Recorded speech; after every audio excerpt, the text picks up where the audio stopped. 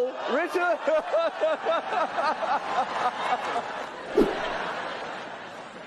Did.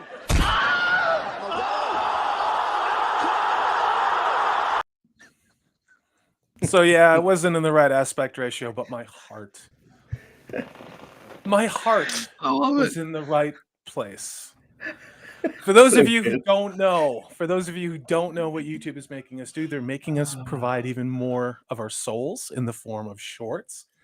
So you may notice a rather ironic message when I have to put these things up. So yeah, they promised us if you put up 3 shorts, you get a 7-fold increase in traffic, which really means they restore what, in my opinion, they took away to extort us to make these. You guys aren't here to listen to my bullshit. I have the one and the only Madame Anethrin, the incomparable, the amazing, the gardening genius that is Prophet of the Dragon. Gentlemen, how are you? What are we doing today? What are you here to talk about? You should see my tomatoes, man. They're huge. Ooh, dude, I'm not into that. I'm a heterosexual, but I appreciate it. Thank you for the offer. Man. Maybe somebody else, a showrunner for the show. Probably, if I offered, I'm sure he would be there, right? So tomatoes. maybe my cucumber as well. I mean, I don't know. Keep the cucumber. Keep the cucumber in the raised bed. All right, I mean, cucumbers here. Right? We went right off the. We're all set on cucumbers. Yes, we are. Right Hi, everybody. Welcome in chat. I'm going to bring you in. We're lunatics, as you may have noticed. We're a little punchy, a little loopy. There were some people who were on this show who were on another stream last night with OBG70 that I think is still going, if I'm not mistaken. And yeah, just wanted to say hello to everybody.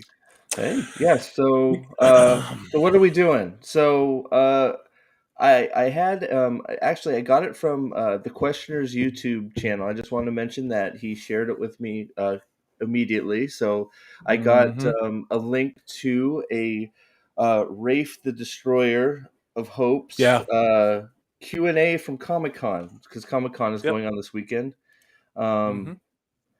So sorry, I'm getting pinged by a certain horse. But yeah, that's fine.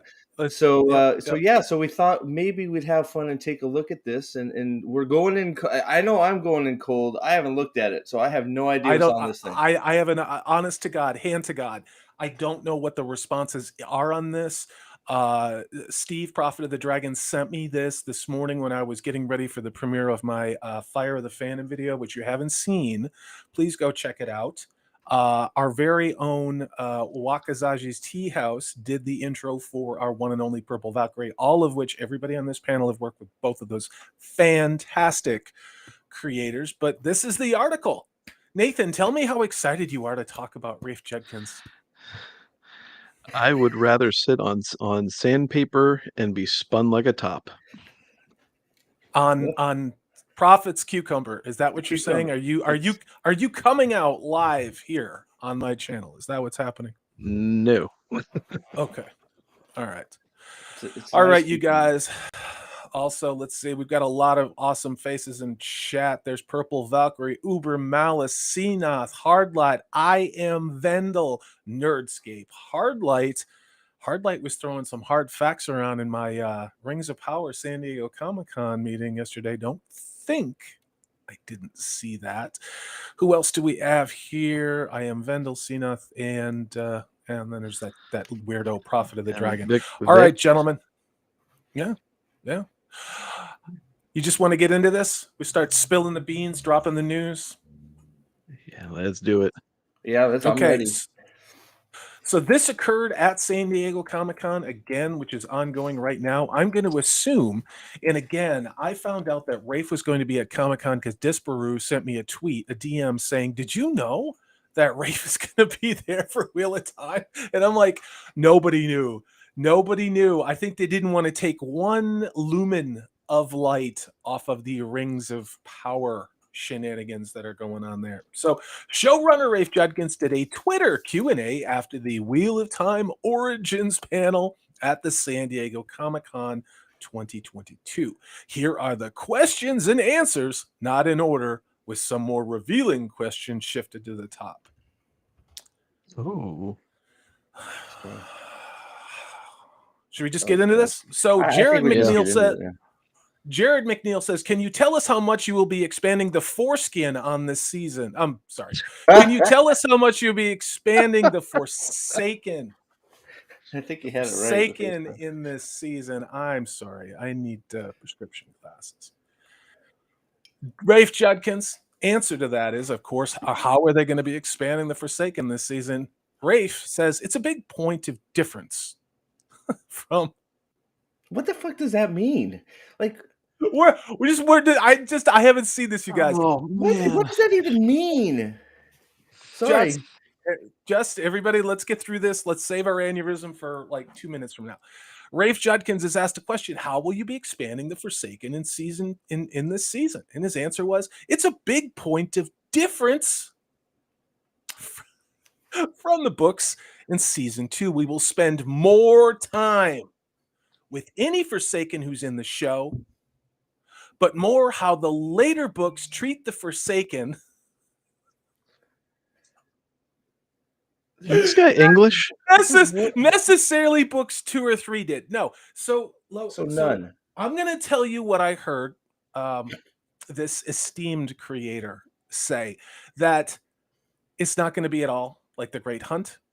It's not going to be at all like book 3 or probably 4. What they're really going to do is take the caricatures which were lovingly created by Robert Jordan and just start slamming in things from the later books to make the Forsaken.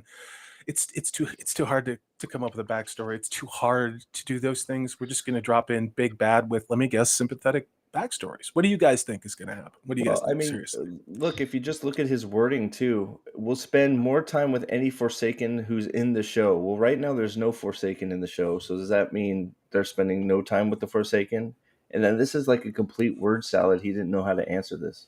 I can't believe they'll Yeah. even let him answer this because he says nothing, nothing at all. It's Right. like, What's the big point of difference? Because you had Lanfear, and Lanfear played a significant role in season 2. So if there's a big point yes, of difference there, then you're saying that there's not going to be much.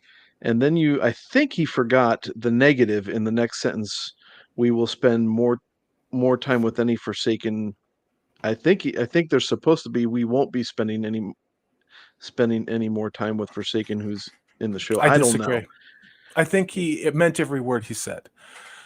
It's a big. So what I'm taking away, That's sad. the first sentence, what I'm taking away from, and you guys tell me if I'm wrong. I mean, this is Yeah. our show. This isn't like, this isn't like Russia or China. It's a big point of difference from the book. So what I'm taking away from that first sentence is, forget what you think the Wheel of Time is. Forget what you think the Eye of the World was. Obviously, forget why you love The Great Hunt so much. You're in Rafe Judkins land, and they're going to spend time with Forsaken, who, I think what he's saying is there's going to be Forsaken in season 2. Yeah. But it will be more of the characterizations we saw for Forsaken that may have not appeared until later in the story, Right. or been filled out later in the 15-book series. That's how I'm reading it, you guys. What do you think? I think you're So right. you're saying he's bringing more in from the back. Yes. Yeah. So I That's think what I think that means. if you look at it, so and if we're gonna follow, we're probably not, but I could see them bringing in Semarig. I mean, wherever she lands, we could get Mogan Dean. We could get, we should get Lanfear. He's also already forgot that he cut two Forsaken out. But so Yes. since this season we're adding characters that we missed that should have been the first season, maybe we'll get Agnor and Bothamal. I don't know. We could just get a Forsaken salad and it'll be of no substance. Well, we'll get a Forsaken salad. We'll get a Perrin and Rand sandwich, and I'm not sure what we're going to wash that down with. And well, some girl scissoring action. Oh, Yes. I have the scissors of the Wheel of Time right here. They're here. They've made it. The scissors That's an of inside prime. joke. That's an inside joke from Steve's live stream. So this, to me, I mean, you guys, and please give me your takes. If we disagree, we disagree. That's why I love working with you guys. This pretty much confirms that any illusions that anybody had, that, again, this was Robert Jordan's world. This is going to follow what I think a lot of us really loved about book 2. Like, all of the elements the relationship between Rand and Loial. What Falme? What goes on in the ways? The Adam, however you say it. Somebody from the White Clubs is probably going to castigate me, and I don't care, guys. The thing that it wear on their neck. So all of these stories, we're going to miss it, and what are we going to get? We're going to get what? Yeah. Now that I'm reading this, it again, it's definitely, I think it's saying that it's more so to the point of we're just going to give you the conclusion of all these stories of these characters without any of the buildup. So it's going to be, we're getting rid of all their character development. And we're just going to pop them in. Shall we move on to the next question? Yeah, I think probably because I think I think you're right. They're just going to shove them in there. Second question from Grade Kangas Beef. Yes. Favorite season 2 two-person scene? Who is bothering me? Purple Valkyrie, leave me alone. Favorite season 2 person. I'm sorry. I shouldn't have did that. Oh, just leave me alone. Purple. Damn it. What it was. Favorite season 2. Favorite season 2-person scene with only the character names and no more. Rafe's answer? Big surprise. Let you guys read it. Aguini, or is my man Nathan would say Mogwine, Moline. Right? What is Rena? Thank you. Rena is the fellow captive. Wait, are they really doing it? Oh no! Are they really doing it? Well, I'm willing to bet you. I'm willing to bet you that Egwene doesn't get captured and that she rescues Rena. Yes, I was gonna say it's probably gonna be she rescued Perrin. Like she rescued Perrin. Let's be honest about it. Oh, and God bless her for it. After she blows the horn of Valyr, she'll ride in and save all of the Dame. After she deep throats the horn of Valyr, yes. And convert all the Sul'dams and be like, "Come on, follow me," and they'll all follow her, and she'll take over the tower and defeat the Dark One. I have to apologize to Purple Valkyrie, who is actually acting as my producer, and I didn't even know what she's using Twitter to do it. So please keep those tweets coming. She sent a reminder that I have a channel member milestone. This is from Vic Rattleheadin. It's been a channel member of mine for 7 months. Vic. Hail to you. Vic Rattleheadin says, true source Balefire, the writer's room solution. And no, Purple Valkyrie, I don't mind you sending that. Please send me more of those. I didn't know what you were doing. I thought it was like a picture of a cat or something. So I really appreciate that. We've got a comment from Pips. He says, I love the scissors that are showing up in other screens. I know. It's going to be scissor-tastic. But is it any surprise that Rafe's favorite scene is Egwene, like the main character? No surprise at all. Guys, we have talked about this on on both your channels. We got a lot of exteriors. Steve, if you want to pull those up, one thing we haven't done is covered that teaser video where it looks like they're shooting on Tatooine. Oh, I guess we can. Yeah, let me see if I can find it. But we can get there. We'll go through the rest of this, and if you guys in chat have any follow-ups on this, I know we have a bit of a lag. I do. But okay, so nothing to do with the 3 Ta'veren, nothing to do with Rand, Matt, or Perrin. It's the Egwene show, because I guess for season 1 was the Nynaeve show. But Egwene is one of the 6 Ta'veren of the show. Don't forget that.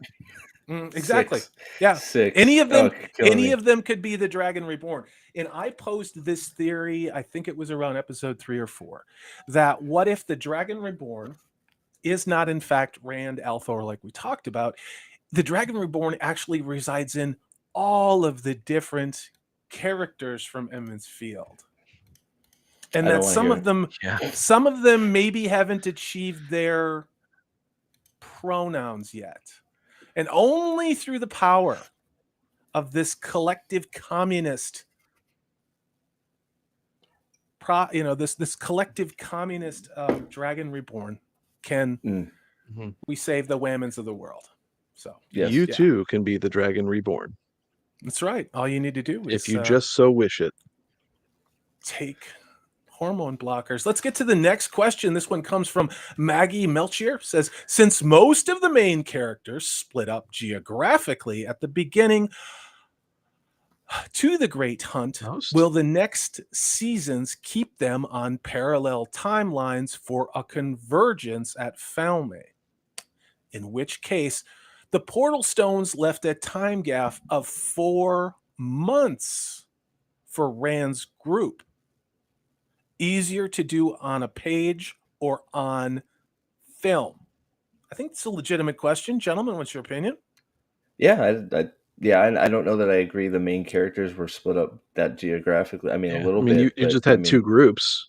Yeah, you had 2 groups, and then Rand splits off for a little bit, but I think it's definitely a valid question. And yeah.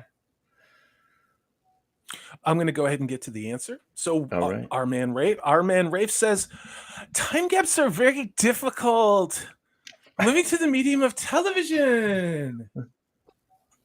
With the stories interconnecting, but we try to do as much as we can to avoid 1 hour cross-continent dragon flights. Gentlemen, So no answer. discuss. No answer. Completely Wow. Completely I think we got an avoids the answer. I think we got an answer.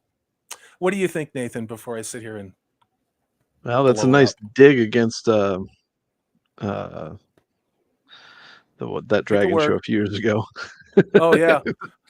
The Throne of Game of Games. Thrones. The Throne of Game of Games. Thrones. There we go. Yeah. And it just sounds like that really isn't much of an answer, because they're going to do some type of time jump to be able to make up for it. Just like but it's all going to appear in just like what we had in episode 5 at the beginning, where it's 1 month later. Well, it's built in. That's the thing that's a shame. If you just do the story, the time jump is built into the story. It's not hard. It's not hard. Except that, how do you work an agenda? How do you mutilate the story? And we can't pretend that this is Robert Jordan's world. This is not. No. These are not the characters that we know. This is not Rand, Matt, Perrin, Egwene, Nynaeve. It certainly isn't Elias. It certainly isn't Tom Merrill. Certainly isn't Moiraine, not Solange Sanche.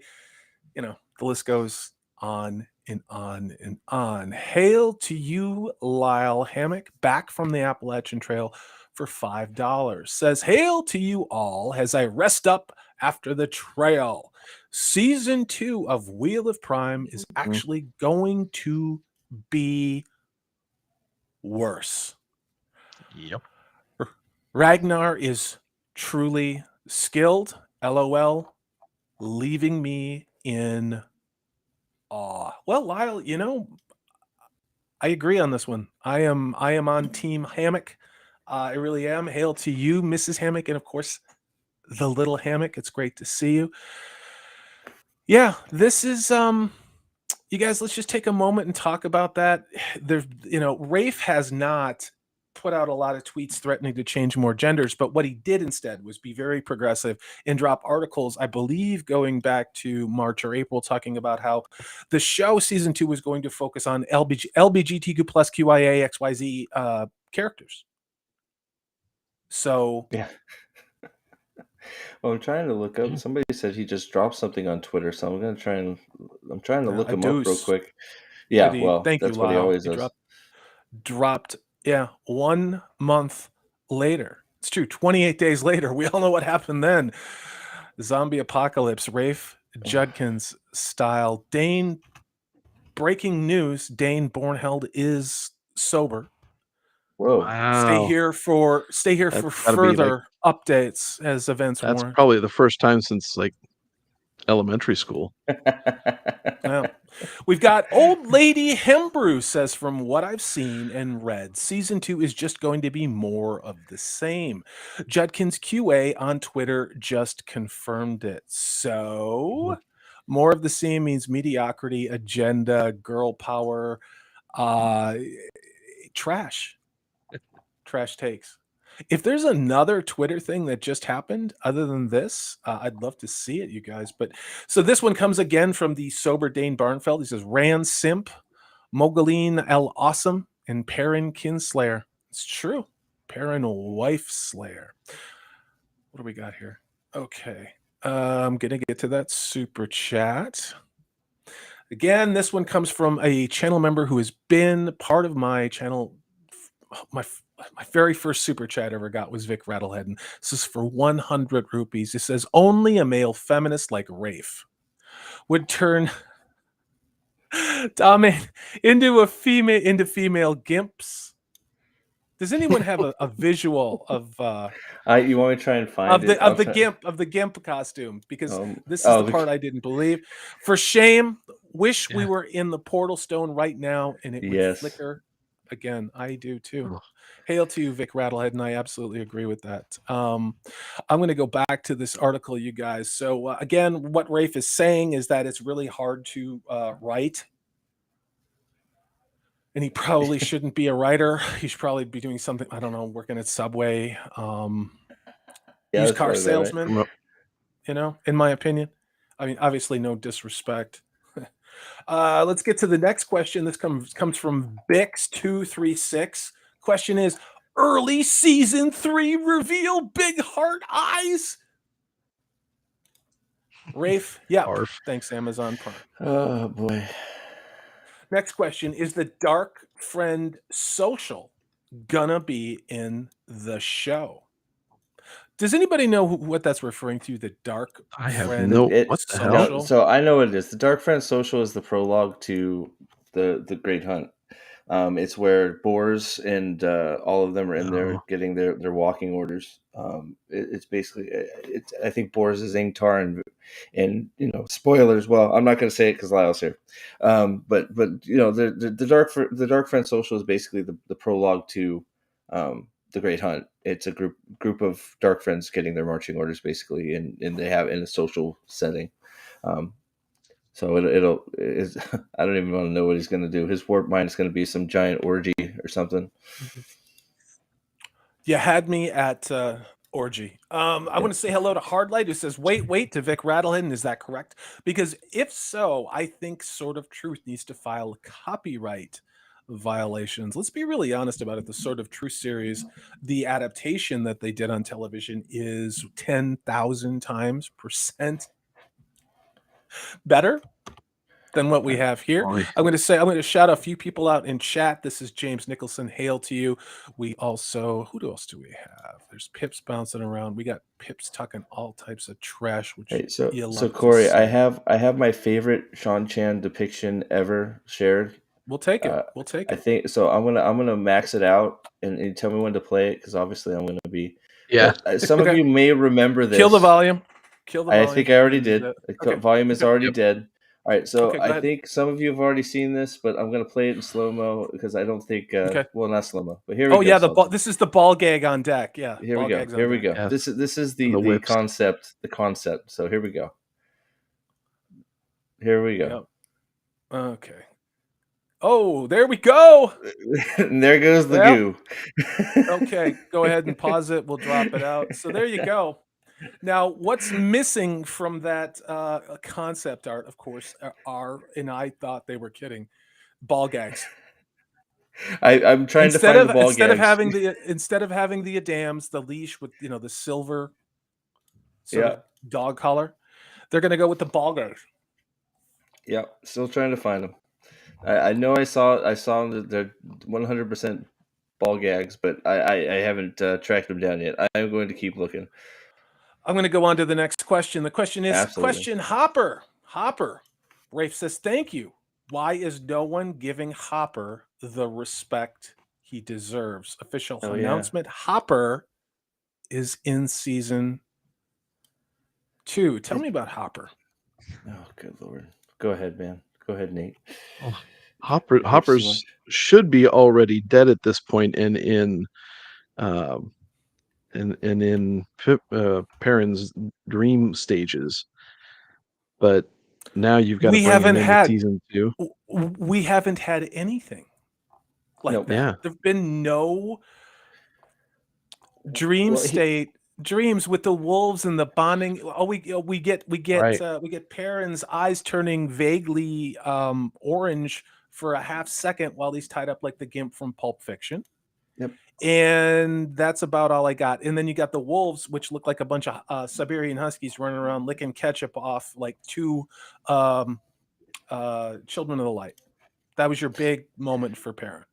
Well, and they don't they haven't even found a unique way to have the wolves communicate.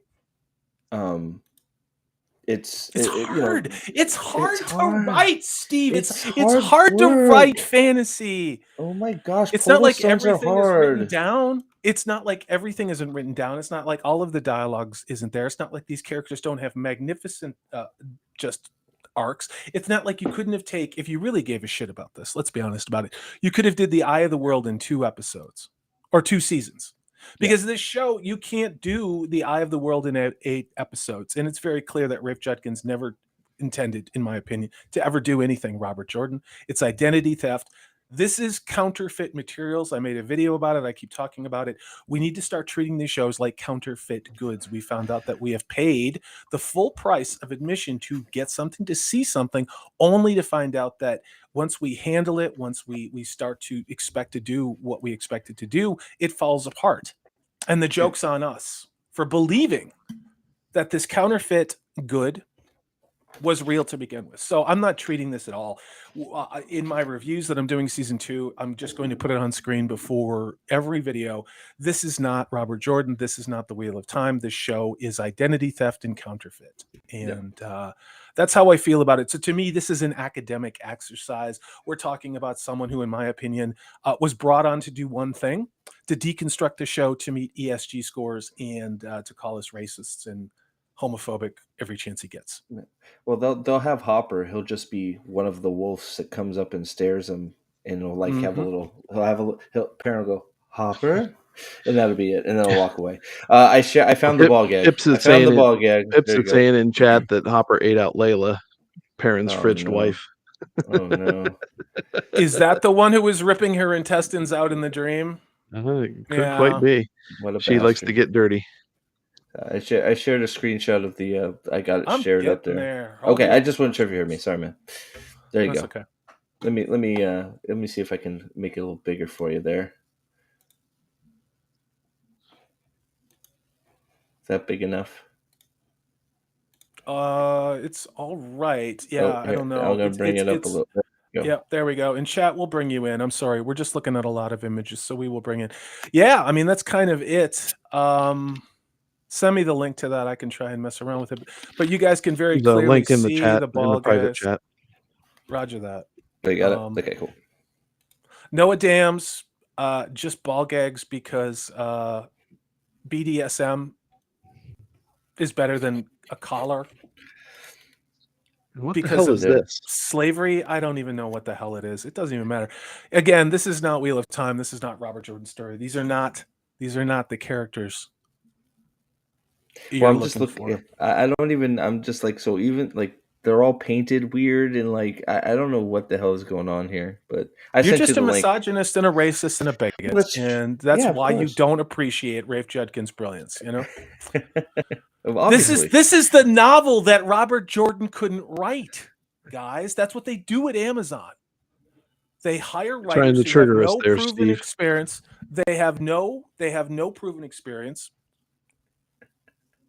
They're brought on to write the novels the original source material creator couldn't write. I'm going to drop this out. Yeah. There's what it is. So, hail to the chat. Welcome in. I'm sorry, guys. We're kind of on the seat of our pants. We got a lot going on here. Let's move on to the next question. So, I know I'm curious about this. Any hints? Any hints on Moiraine's journey in season 2? Yeah, she'll show up in season 3. That should be it. There you go. Moving on. I agree. Rafe Judkins' answer says it's much expanded from her book to story. Nathan, tell me how expanded they had to make it. Well, when you multiply something by 0, you should still get 0, but when you're breaking it out of whole cloth, it's an infinity, right? Well, to be fair, maybe multiply by 1. She's in it for like maybe like Yeah, know, right at the 10%, beginning, and right, right at the yeah, end. at the Yeah. beginning, but she's very, very little play in this book. Not even close to a main character whatsoever in the progression of the plot. And to sit there and say that she's going to be one of the main drivers for what we've seen in that little Sizzler trailer, that she's going to be a big role in Rand's journey when Rand walked out from her after the so-called uh, eye of the world scene. It's Nathan, bad. can I have you drop out and come back? You got a little bit of robot action going on, so Sure. pop in, pop out. Okay, cool. So yeah, Oof. here we go. Yeah, I Yeah. am. Vendel says it's hard to write fantasy unless your fantasy is emotional, sweaty men taking their shirts off. Rafe is good at that. Yeah, he really is. Talk to me, Nathan. You're my only hope. All right. Is that better? Nope, Any it better? is not. Nope, you're starting to be Okay. a little choppy. Maybe try turning your gain down a little bit. But I think Pip speaks for all of us. He says, "Make it stop." So I'm gonna read Rafe Judkins' answer on this. I mean, obviously, Moiraine really wasn't in book 2. It is a stark departure. Those of you who have read the books from Eye of the World going into the Great Hunt, and I welcomed it. It was wild because you get a sense of the isolation and the confusion that Rand as a character feels, that a lot of these people, like a lot of Matt and Perrin and the girls from Emmons Field, and yes, I'm using gendered language. They really are like, what are we doing now? This is, did we really want to do this? I mean, it's not that they're fighting destiny. They're just like, I wish things were back the way they were, you know? Yeah. Oh yeah. Yeah. Rafe answers regarding what they're going to do with Moiraine. It's much expanded from her book 2 story, but built out of the core of the book 2 story. And there's a couple relationships that were not explored in the books. Gentlemen, when Rafe Judkins talks about relationships, Yeah. what kind of relationships is Rafe Judkins talking about? The only relationships Yeah. that he relates to are ones where you see each other's naughty bits. That's all it is. Relationships equals sex. That's all it is in this show. It is a porn rated version of CW. Pretty much. Well, does this confirm we're going to see a lot more Suwan and Moiraine teleporting back and forth? Yeah, there you go. Get the scissor out. There it is. So Yep. that we haven't explored in the books. Well, I'm so glad that not only are we adding Moiraine, we're adding more relationships we didn't see in the book in this show that we can't put all the characters in because there's not enough time. That all makes so much sense. Mm. Yeah, we got an article. It dropped again a couple months ago. I don't know if you guys want to look. Maybe it was on Bounding into Comics. I think that's where it was. It was Rafe Judkins promotes LBGTQ plus QIA XYZ relationships for season 2. So when Rafe uses the word relationships, his role, again, in my opinion, is there to tear down the heteronormative state. Duh. Just like they do in kindergarten now. Break down that heteronormative reality. Let me get to this super chat. It's a simple Go ahead. comparison when you look at the relationships that he has in the book versus in the show, in comparison to women and women and men and women. And the only male female relationship that he had in there that was worth anything, if you can say that, was Rand and Egwene. But that was such a lead on that it was horrible. But all the other relationships that they had in there were female You're roboting really and the bad. males. You're roboting really bad. Nathan, drop out, unplug, and plug. We'll be here. Yeah, when there you you come go. back. Yeah, that'll probably hopefully work. Oh, that's a So, weird screen. yeah, I'm trying to make this work, guys, because we got a big old super chat. This is from Vic Anyway. Rattlehead for 200 rupees. Thank you. Says Ishmael terrifying each DF individually by showing them visions using Sadine foreshadowing how finely controlled Gran could be one day. Rereading and listening gives so many theory ideals, says Hail Bobby J. Again, that's from Vic Rattlehead. And one of the very first interviews I ever did when I started to do interview series was with you, Prophet, and you talked about your background and your brother's background in theory crafting. Oh yeah, it's some of the funnest After thing you can do. and after, I mean, with all of the theory crafting you did anybody ever come up with anything even vaguely as low rent as what Rafe Judkins did with season 1 of this adaptation? No, I mean, no. It's one of those because all of our theories were based on stuff that we actually saw, read, or listened to. Right?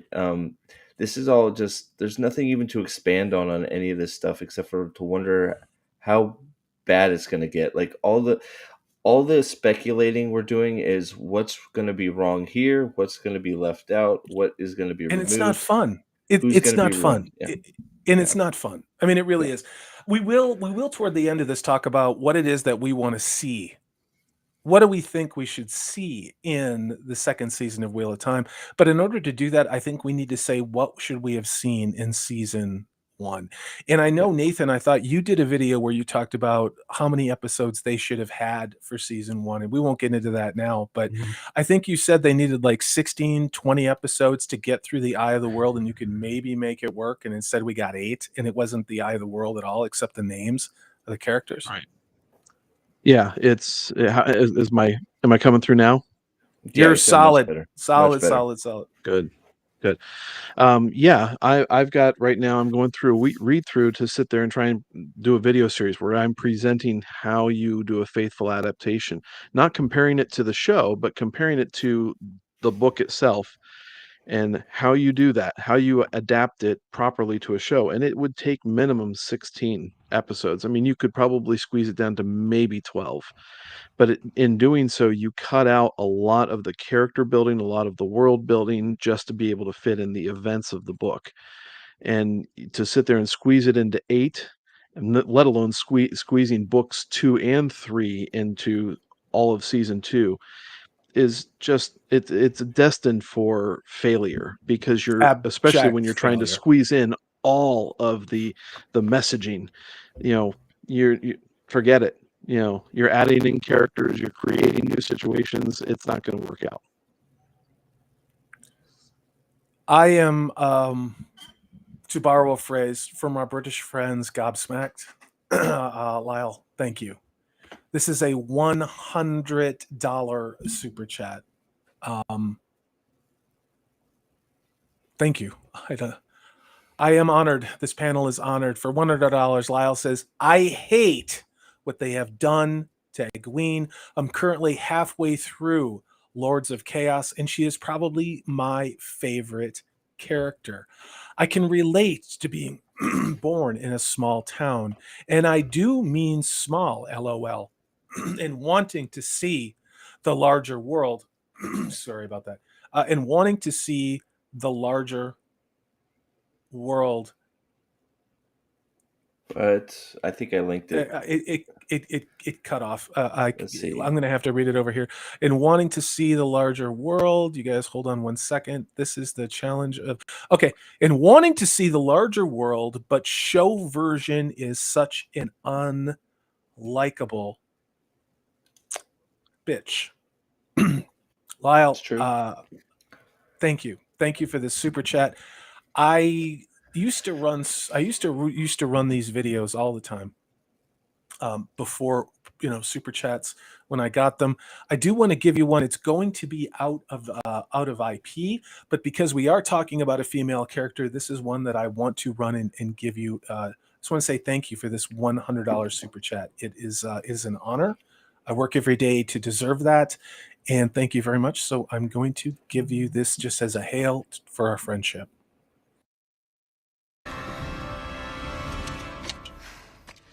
I am no man.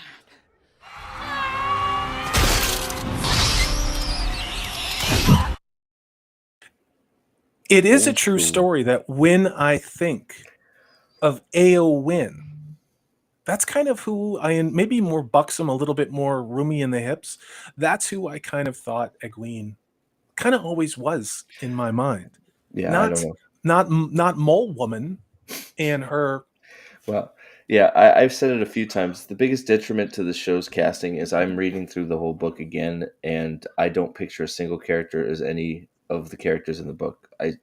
I don't relate them to anybody I'm reading, and it's better for it, thank goodness. But yeah, Egwene. I know there's a lot of Egwene hate out there, Lyle. You'll see a lot of people hating on Egwene later in the book, but her evolution throughout the series is made better because she's not Taviran. She does all this stuff. She accomplishes all the stuff that she does On without her own. being Taviran. She does it just Yeah. from her drive and her wants to succeed, her stubbornness and ingenuity, and without being, I guess, for lack of a better word, special. Making her Taviran takes all of that away on top of everything else that they've taken away from her in this show. Sorry, I need you to vamp for a second. I've got a Yeah. problem I need So to address. I mean, man, we're vamping. Where's the I wish I had the thing up, but whatever. So yeah, so I know there's quite a bit of discussion because Egwene will take a sort of a turn sort of later, and sort of goes back down. It becomes more like some people that she should have never ended up Yeah. like. But Yeah. you're not there yet. You'll form your own opinion. I think Egwene is very likable up to a point, and I don't hate her as much as some people do. I think there's something to be said with her struggle and all the things she went through.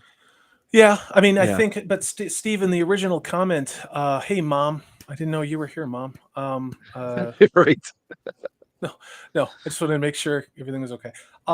So it seems like they want to get rid of anything that is the meritocracy, where you have to work for something. I think that's part of the reason with Rand why we never saw him get trained for anything.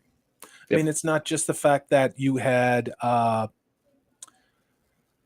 Tom, an older man mentoring a younger man. It's not just the fact that you would have had Lan having, say, an adult man mentoring a immature male man. I mean, you can't have a man be competent at anything, but they don't seem to want to have any gender. Anybody has to earn anything. Anybody has to work for Yeah. anything.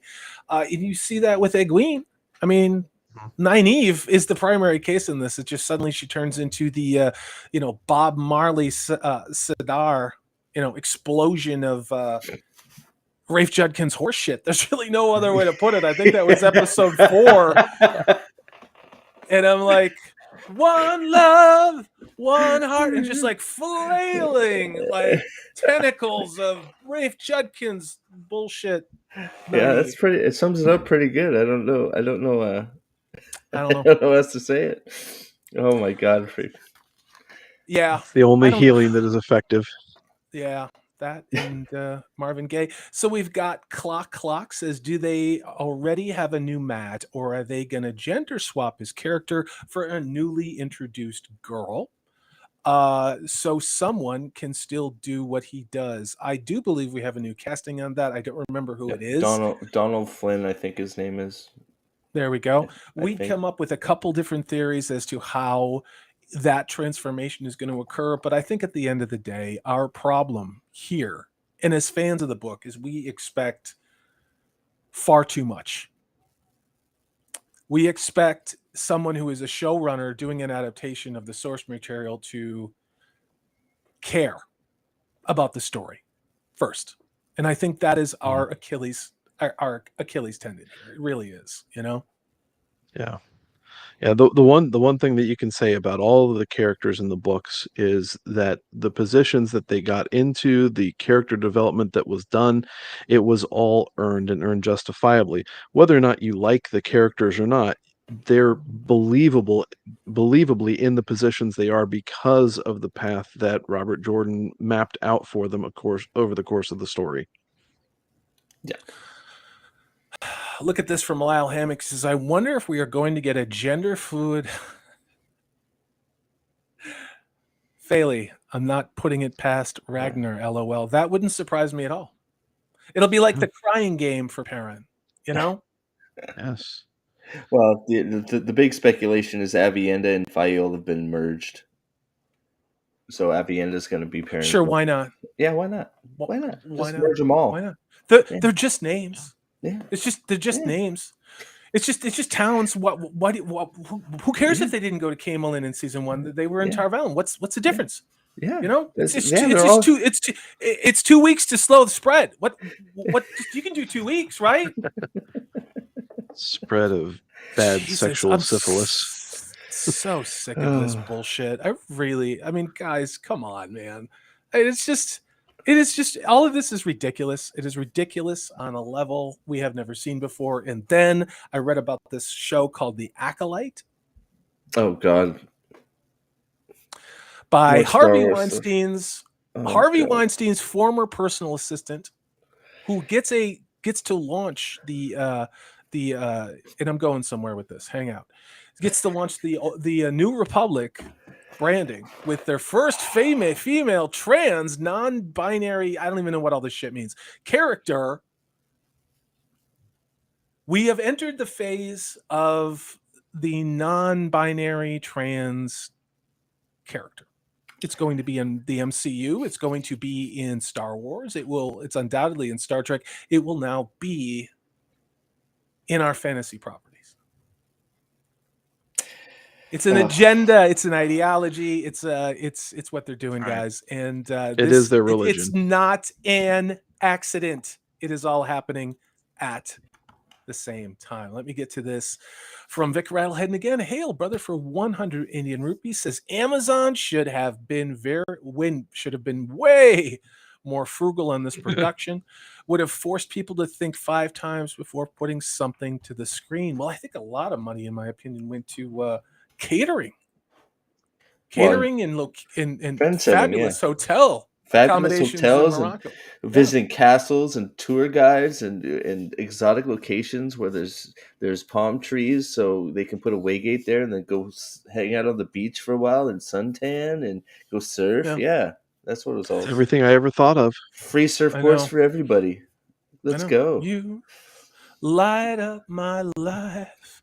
You bring me hope. No. Dane Barnhold makes a joke here. And is it in bad taste? I don't care. He says, when Matt gets gay with Galad and Gawain in season 2, we'll finally understand why Barney Harris quit. Rafe Judkins has said repeatedly that his personal choices, how he lives his life in the real world, his politics, his sexuality, are going to be manifest in the story written by an infinitely more talented creator with a 15-book series that also had Brandon Sanderson to close it out. We have to be really conscious of this when we start to talk about this show, and never forget that, again, this is counterfeit goods. It is counterfeit, and it is an ideological platform. So I invite and look forward to having conversations where we talk about the characters from the books, but we have to stop pretending this is the books and this is Robert Jordan, this is Wheel of Time. It's not Rand. It's not Matt. It's not Perrin. And when we say that, we are not racist. It's not working anymore. We're not misogynist. It's because these characters don't and are not in any way representations, whether it be physical or from a narrative standpoint, as to what Robert Jordan wrote. And I'm afraid that's what we're also going to see in the Rings of Power, but that's another show. And you guys, seeing Bloodbane says Nynaeve didn't need character development. She instantly is all powerful. Hail to Brahma Bull says Egwene will just be Matt too. Why not? Well, what about Egwene's mole? Why isn't the mole cast as a character in the show? Over. The mole is over. You got Matt and over. You know, she'll call it over, and then she'll blow the horn, and he'll pop out of there like a little gremlin. No. Like, This is a mole will become a hero of the horn. This is. I'm back. Oh, sorry. No. This is a conversation we're going to have, and we've had it before, and I think we're open to some interpretation on this. But I would fundamentally agree with what you're saying. Seeing Bloodbath, there were gender fluid Forsaken. I believe there were 2, and I believe, in my estimation, there were 2. But was 2. I think there was. I know of one. what was That's what I'm saying. I know one, but there's Agnor arguably came someone back. Yeah. else. Oh, I don't want to root for Arg- Lyle. Lyle's yeah, here. So yeah, yeah. Agnor. Yeah, at least I think it's at least one. I don't think Land. No, I think it's Folly, definitely it's one. Folly. No, it's Faley. I don't care who you are, Hardlight. No, we're gonna go. We're gonna go through this season 2. Nothing but respect, Hardlight. It's like when I was going through everybody raging on me for what mispronouncing Nynaeve. This is the way I read it in the books. This is what I heard in my head, and just like with the Silmarillion, which is the Similarian, I read that book when I was 14 years old, and having dyslexia, it stuck, and to say that same term in your head for decades and decades, it's hard to unlearn how to do it. But by all means, make fun of my learning disability. I think that's fantastic, you guys. So. Okay, You're a big boy. That's a joke. Okay. It's a joke. Okay, dummy. Jesus, you guys, I just like up. I Christ, just like correcting you because I like hearing you go "F you, man." Well, F you, man. Again, I'll say it right now. But yeah, this isn't Seattle or Smith College. You guys, we make fun of each other. We're bros here. Yeah, I represent the patriarchy. I've got my ID card in my wallet, and I'm here. Fear me. Hardlight says, kitten, person, pronouns win. I don't know. Why haven't they happened already? Why is Rafe Judkins such an istophobe for kitten? I still think in the Wolf Dream Parent's going to be a furry. People. I'm telling you, he's gonna werewolf. He's gonna be a werewolf. If he doesn't, he's gonna be a werewolf. I will put money. I put money on the start when he did the Hulk. I'm getting really angry and my eyes are yellow now. He's gonna Hulk out.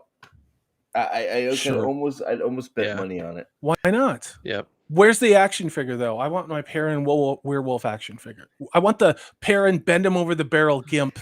There it is. Action figure from season 1. That's with and when he goes into werewolf form, he's going to be wearing a little kitchen apron. Yeah, and a ball gag, apple pie, and a ball gag. He'll just be Egwene's horse. Just saddle him up. It's like, all right, let's go. There's so many jokes I want to make, but I have 2 strikes on this channel. Hail to Daniel, who says he just finished the entire series a couple of weeks ago. Yeah. Well done, sir. Congratulations. Well done. You knew there were some rough spots in there. You knew there was some books were significantly better than others, and I don't care how much that pisses off the White Cloaks. That's my experience. It's a fantastic story, though. It really, really, really was. I think they agree with you. Russell Jackson says, I refuse to be called toxic fandom when I simply want, and we got a pop-up, when I simply want a faithful adaptation. Well, in the words of John McClane in one of the best Christmas movies ever called Die Hard, welcome to the party, pal. I mean, that's really, when did this shit start? I don't know. Ghostbusters, I guess maybe, but I agree. Russell Jackson. Yep. Just stay on target. They're going to call you istophobe. They're going to call you transphobic. They're going to call you, they're then going to look at the color of your skin and your gender and how you vote. And if you have children, and they're going to then find any ad hominem attack that they can to sort of shame you into silence. Because once you understand it, the words that they're saying, you don't even hear them anymore. You just go, oh, there's a 2-year-old who's spurging out. We're literally talking to toddlers. And when toddlers don't get their way, they spurg out and have a tantrum. And when you keep that calm voice with a toddler, they rage more until they tire themselves out and fall to the ground, kicking and screaming and falling asleep. Only they're 20 or 30 and they have doctoral degrees in gender studies. Literally shaking. I'm literally shaking. Can't wait. Stop it. Hardlight says, when they call you toxic, it's not anything other than what they already thought. It doesn't matter what you say because you are wrong because you disagree. You tell the 2-year-old you can't have another piece of pie, or don't stick the fork in the dog, or don't jump off the roof of the garage, don't light yourself on fire. They're going to be mad at you. Oh boy. I thought that was natural selection, like the fork in the... It is called natural selection. Yeah. It is also that, but I'm not a biologist again. So to continue what Hardlight says, they say it because they hate you. Don't let it hurt. I agree, Hardlight, but here's the thing. I think they hate themselves. And we can get into the reasons why an entire generation and a half was constructed in my opinion, to do exactly what they're doing right now. But that's another time. That's another movie. That's another show. Daniel says, oh, geez, you guys are blowing it up here, guys. I got everything popping everywhere. Yeah, man. Yeah, Daniel, not going to talk about it, but I'm going to nod my head. Say that. Let me get to this super chat. And who do we have here? This is from Hardlight for 10 British pounds. Hail to you, Hardlight. Says, sure thing, bro. But to be serious, the only problem I have over it is that the audiobooks, speaking, I can't even read English. You expect me to say names from a fantasy novel, right? I'm right there with you. I mean, like, she just, you know, I like, did I put pants on today? Okay, check, you know. The answer is Anyway, no. let me start this Sorry. again. For 10 British pounds. IR baboon. Sure thing, bro. But to be serious, the only problem stop giggling. But to be serious, the only problem I have over it is that the audiobooks have abysmal pronunciation of the names. So why are you yelling at me? Those people got paid to like say the names. I know, Hardlight. I'm learning. I'm a work in progress. Progress, not perfection. And we're going to do this, you know. I mean, whether it be Tolkien's Legendarium, whether it be Jordan's, I think you could look at a whole series of other fantasy authors that are out there. Yes. And we're all going to pronounce the names differently. But call me out. It makes for great content. I love getting hammered in chat endlessly by people telling me I don't know how to say the names. So I'm way off all the time too. So it's not. Thank you for the 10 British pounds. Really, it's great to see you here. And we are going to have banter. We're going to talk like we are fans. We're going to talk like we're kids in the 70s, 80s, 90s at Pizza Hut around a table, sharing a pizza with a pitcher of Pepsi. We're going to talk shit. We're going to talk shit. We're going to give each other hell. We're going to disagree. And we're still going to be friends.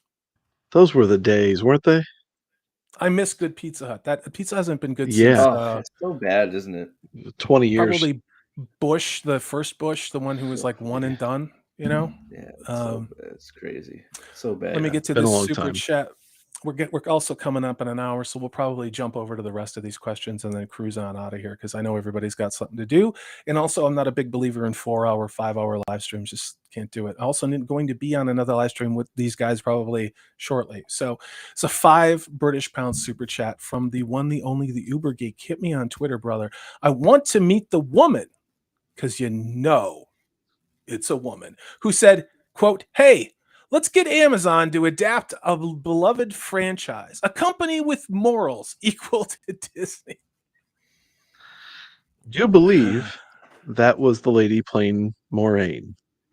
That would be Rosamund Pike, who is the executive producer of the show. And when you saw the showrunner tell us, we know they're not a hobbits in the second age. No. That was Rings of Power. We know that Moiraine is not at all in the second book of The Great Hunt. But could you imagine a Wheel of Time without the show's lovely executive producer, Rosamund Pike? I would actually love to have the show without Rosamund Pike because the worst thing that happened to the show was her being You know what I wish Amazon would have done? I wish they would have taken Rosamund Pike's Moiraine and put her in the second age of Tolkien in the Rings of Power, and then taken the Harfoots that shouldn't be in the second age and put them into the Wheel of Time. Because I think both shows would be impossibly better than what we're going to get. Yeah, you can make the Harfoots Tinkers. Yeah, I think so. I think that's a good point. We'll see. I made a joke about that they reshot most of this show because they did an original draft of season 1 and it looked too much like the production values of the Rings of Power. I said that as a joke, and now I think I'm going to be right about that. And that's why they had to make season 1 of Wheel of Time look trashed here, because what we're getting out of Rings of Power looks not that great. Interesting theory. I just wish it wasn't a conspiracy one. Hail to you, the Uber Geek. Yeah. Lyle Hammock, dude, for another $20. Hail to you, Lyle Hammock. To Mrs. Hammock and the little Hammock says, I hate this idea that making women unlikable bitches is somehow empowering. I wonder if the fact Ragnar is a beta male feminist and has been dominated in more ways than one, is what he thinks strength. I mean, look at the torture wheel. Now we have to do it. Look at the torture wheel in the teaser. got it. Go ahead. I'll let you walk it. Let me bring Lyle, it to you. thank you very much. It's really good to talk Wheel of Time. You know why? Because my brain was about to literally just crumble like a mummy. It's just it's all the joy has been sucked out by what we're getting from the rings of mediocrity, and it's great to talk Wheel of Time, which is a dumpster fire of a completely different vein. So yeah, we'll jump over there. Thank you, Lyle. Thank you very much. All right, I will pull this up. I will jump us over there. And chat, I love you. You know that. I'm not going to break your heart. We're just going to bounce you out for a little bit. So here's what we're going to do, guys, because I have 2 strikes on my channel. We're going to drop the volume down. Okay. We're going to look at this. You did, dude, you are a professional, Steve. This is the wheel of Rafe Judkins torture. Tell me all about how in The Great Hunt, this is a prominent feature we should care about in the trailer for season 2. I mean, this is. Didn't you know this is the Aiel artifact whipping wheel? This is where they go to get whipped to become a maiden of the spear. They have to get tortured and whipped consistently until they, just, I guess, squeal with joy, and then they're maiden, and then that's it. I don't know how we could not have this in the show, right? I mean, it's so prominent. What do you think? There's a lot. It's so fantastic. There's a lot of S&M iconography, like the gloves are off, no pun intended, from season 1. Yeah, I think that alternative lifestyles in, let's say, a subgenre of a non-hetero sexuality is being prominently displayed in a fantasy novel which had virtually no sexuality, with very rare exceptions. Let's be honest about it. And certainly no hard BDSM, torture, ball gag, S&M beautician thing that Rafe Judkins is going with here. Yeah, no, it's ridiculous. Who knows? Like, I've joked that this is probably the most expensive thing on set, that they've crafted this because he takes it home with him because it's his favorite thing. And I think Hardlight said, that's not the wagon wheel the Mydrall strapped to, because later in this there's a Mydrall strapped to a door. So yeah. Yeah, there's going to be one of the other relationships. What Pod and Fane does to that Myrdral. We're gonna get intimate. There you go. More intimate behind the scenes looks at Pat and Fane and a Myrdral. I posed this theory on your show, Steve, that one of the things about Loyal that made Loyal so lovable and part of his character art was the fact that he was fleeing from a steading. Now, I believe, Steve, you're the one who said we've never heard Loyal talk or use the word steading in a whole season of television. Is that correct? I'm almost positive. I wouldn't bet my life on it, but I'm almost positive the word steading. Definitely Elder Hammond. wasn't mentioned. Tree singing. His mother. His mother. Nope. Hell, almost anything to do with even trees. Like, did he even mention a tree? It was only books. Can you show them? Can you show them? I can show them whatever you like, sir. Can you show them Can you show them the steading in the desert? Let's see. I'll let you find it. We'll bring it back on screen. I just want to. Hold on. What's going on with this? Why do you got this weird freaky thing going on there, Nathan? Like you're in a square. You're like, you got to be different. This is from Daniel for $5. Says, I could accept a faithful attempt. I could accept a faithful attempt at adaptation in the way Peter Jackson replaced Glorfindel with Arwen at the river. Agreed, right? But this was never faithful. Now, that is a qualitative statement, but believe me, I think we need to make a video that explains quantitatively why that's true. But Daniel gives us that quantitative example of equal. When we talk about season 1, removing characters as important as Elias, which again sets Perrin's fate, where he's going, into motion, it's unforgivable. Removing Tom for reasons of, in my opinion, ideology, removing meritocracy, the ability for men to be mentors, to mentor other young men. Deliberate choice. It wasn't because we didn't have time. You know, they had plenty of time for Perrin and Egwene to screw around like in the middle of nowhere with her building Well, fires and crying all the time. But well, I don't know. They obviously think we're thank stupid because well, I mean they keep adding all this stuff and saying we don't have time for this stuff, but we're going to expand Moiraine and yeah. relationships that were in the book. It's like we didn't have time, so it's like obviously we're either not listening or stupid. But If you're not in LA, San Francisco, Seattle, Portland, Washington, D.C., or New York City, you are a cannibal that would marry your sister to these people in Hollywood. I have experienced that perception of people who are not part of the club, on the inner circle, in the Beltline, in the studio. Is that hyperbole? Vaguely, but it's really not too far off. Thank you for that very much, Daniel. Let's take a look at the steading.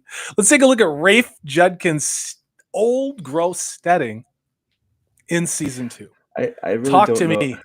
You guys I, talk I to me about this. I don't know if that's like that was the first thing I thought, and I'm sort of I don't know if they're gonna try and even say that. If they try and say that it's steading, then they're just on crack. Nate, go ahead. Take. I can see Yeah. you want to say so. I can't do it. No, I don't think this is necessarily a steading. It's someone I saw made a comment on a different video about this looks like the like the entrance gate to Jurassic Park, which is a really damn good point. I just if it is a steading, I just can't wait to see all the Ogier women in hula skirts because that's just gonna be awesome. A bunch of broccoli-headed beasts in lays. That'd be great. It's a waygate. In the Yeah. original, like the steadings and waygates. Yeah. Right. Now Yeah. that's Well, pretty I'm. base. That's basic bitch of me. Yeah. I get it, and I'm not trying to be funny, but that's at this stage in book 2 with the built lore. That's my perception on this. Well, no, You know, that's why my immediate thought was, is that the steading? Because, if there's a waygate, there should be a steading or what used to be an Ogier Grove nearby. So is this an Ogier Grove? Is this a steading? Because, I mean, it's we haven't, I don't know. The only others, one we saw was on the top of a hill outside of Tarvalin. So, yeah, I don't know. They managed to get leaves on this one, at least, right? true.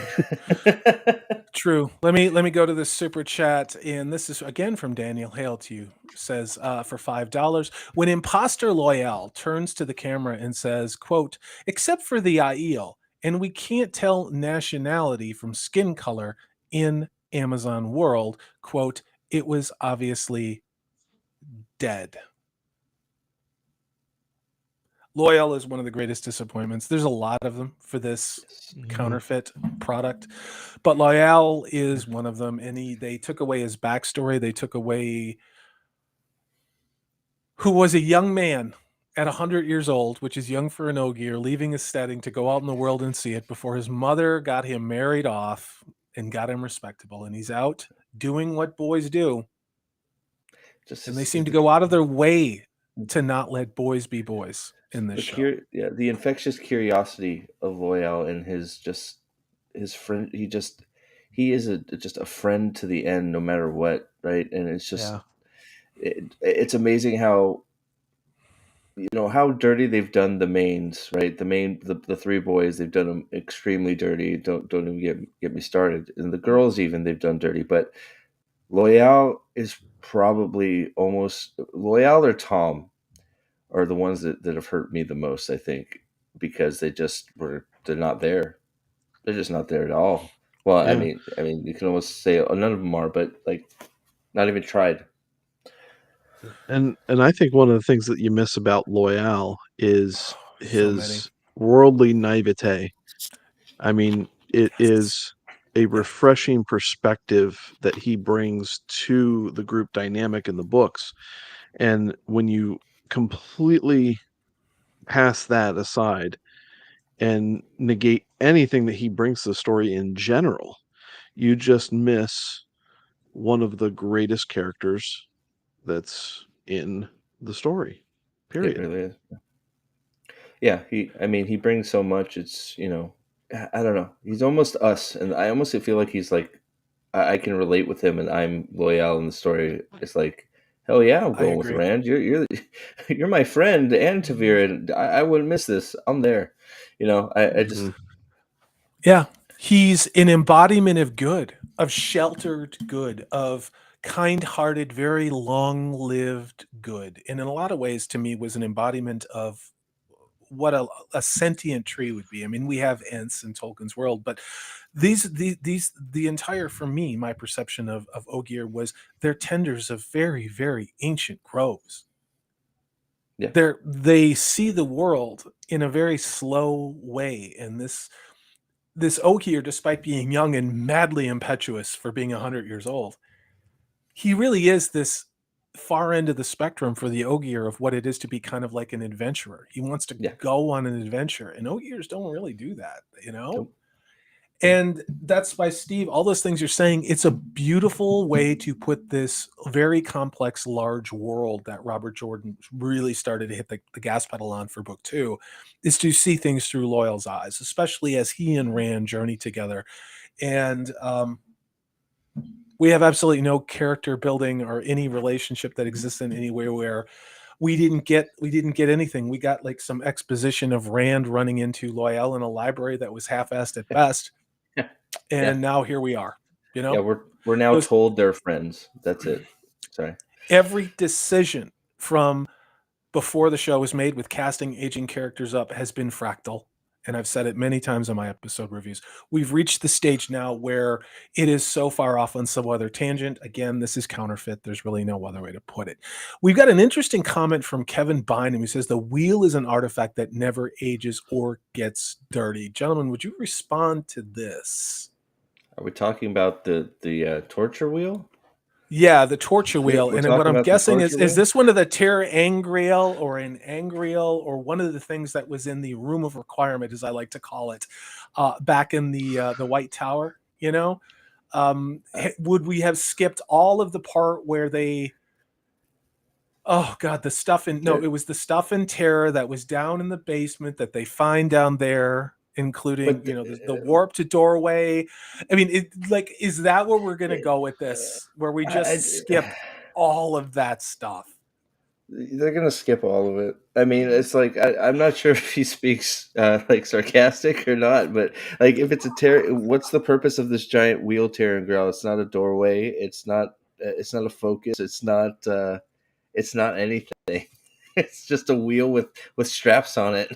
Like I don't I have no idea what the purpose of this thing would be if that's what they're getting at. I don't know. Apparently, it needs a Honda generator, which is over on the left side of the screen to make it work. So if you thought Maybe it's a Rafe wheel and from the Company trebuchet. Yeah, if you thought Rafe and Company were kinky, you don't know the half of it. Haha, it's a joke. So Hardlight says if I scream, I'll scare my elderly neighbors. I need booze for this. I'm sorry, Hardlight. We're all in this one together. Uh, we are on the Titanic, and it's called the SS Judkins. It's very true. Mhm. Oh yeah. Let me get through over this. Lyle Hammocks. Let's just do this one real quick. And Lyle told me we shouldn't talk about the Rings of Power. Dude, where relevant, we have to compare these two things. And we may not agree on what this thing looks like. We all agree on what we want it to be. But because this same organization is doing both productions and I think there's a lot of story that will come out on what Wheel of Time was, what they had to do to it in order to make the Rings of Power look better. But Lyle Hammock says, Ragnar, I also think, is intimidated by true masculinity, meaning Rafe Judkins. So he is like a vampire in the presence of garlic when true men are around. Let's speak to that. Let's go to Nathan. And if you can't look at Nathan Amenamenethrin with that sexy ZZ Top beard and go, that is true masculinity, I don't know what you can do. Do you think that that's a part of it? Do you think that somebody's unresolved mommy issues, not to mention whatever other, family of origin trauma from the showrunners, creators are driving this, or do you just think it's Ching Ching I want the money, and let me go ahead and get that. Let me make a horrible movie of a video game by emasculating what was a very masculine character. What was the name of that damn movie that Rafe Judkins got? What You're probably mute, Steven. Okay, go ahead. the which movie? The Uncharted movie? Yes, that's what it's called. I can never remember what the hell it's called. Yeah, But because it was terrible. Yeah, sorry. Yeah. Rafe Judkins' reward. He got a reward, guys, for doing what he did to season 1 of The Wheel of Time. Yeah. That reward was to do a big Hollywood movie. That movie was Uncharted, which lost money, right? Yeah, as far as I know. It lost money. It wasn't very good. And so this was going on when season 2 production should have been going on. I've made this comment before on another person's channel. Where do we think Rafe Judkins' attention was for season 2 of The Wheel of Time and Robert Jordan? Do you think it was on this, dicking around in Morocco with the S&M wheel of whatever the hell this is? Or do you think it was with the big Hollywood movie production, Uncharted? Oh, he was, yeah. No, this was on autopilot. You know, there's no way he was there. He was, offbeat, living that Hollywood life, right? I mean, and we're going to see it here soon. And to answer your comment there, Corey, it is part of it is the cha-ching, because that's always going to corrupt what is already corrupted. But I think in general, society, he is a part of that that anti-masculinity society, and so having the pull of money that is going to try and preach that direction anyway only makes it easier to go in that direction. But it is definitely this push against anything truly good about masculinity, and that's unfortunate, because while there are people who do make the comment that Wheel of Time is really kind of set in a feminist world, it is it's a good presentation of both sides of that story and how both sides work together for the betterment. And when you exclude truly good masculine productions in the world, you lose out a lot. You lose all stability. Just like you would lose all stability if you remove true femininity from the world. Which they've done. I think they've done both. Yep. Yeah. I mean, we're seeing the true feminine gone from what were very feminine characters in Robert Jordan's world. Say what you will about Egwene, about how Nynaeve acted, about Moiraine, about Siwan Sanche. They were powerful women, but they were also feminine women. And spoiler alert, they were all heterosexual women. Yeah. Yep. Yeah. That's not because Corey said that. That's not because I think, I'm telling you, this is source material. It's like if there was a fantasy book with all gay characters, which I'm sure there is, which would be awesome, right? It'd be great. If we took those characters and we made them straight because our only objective was to make them straight. Right. Yeah. It's the same goddamn thing, guys. Like, I'm not playing this game. I'm not going to be called a name anymore. Kiss my ass. I'm a misogynist and I'm afraid of whatever. It's not what this is.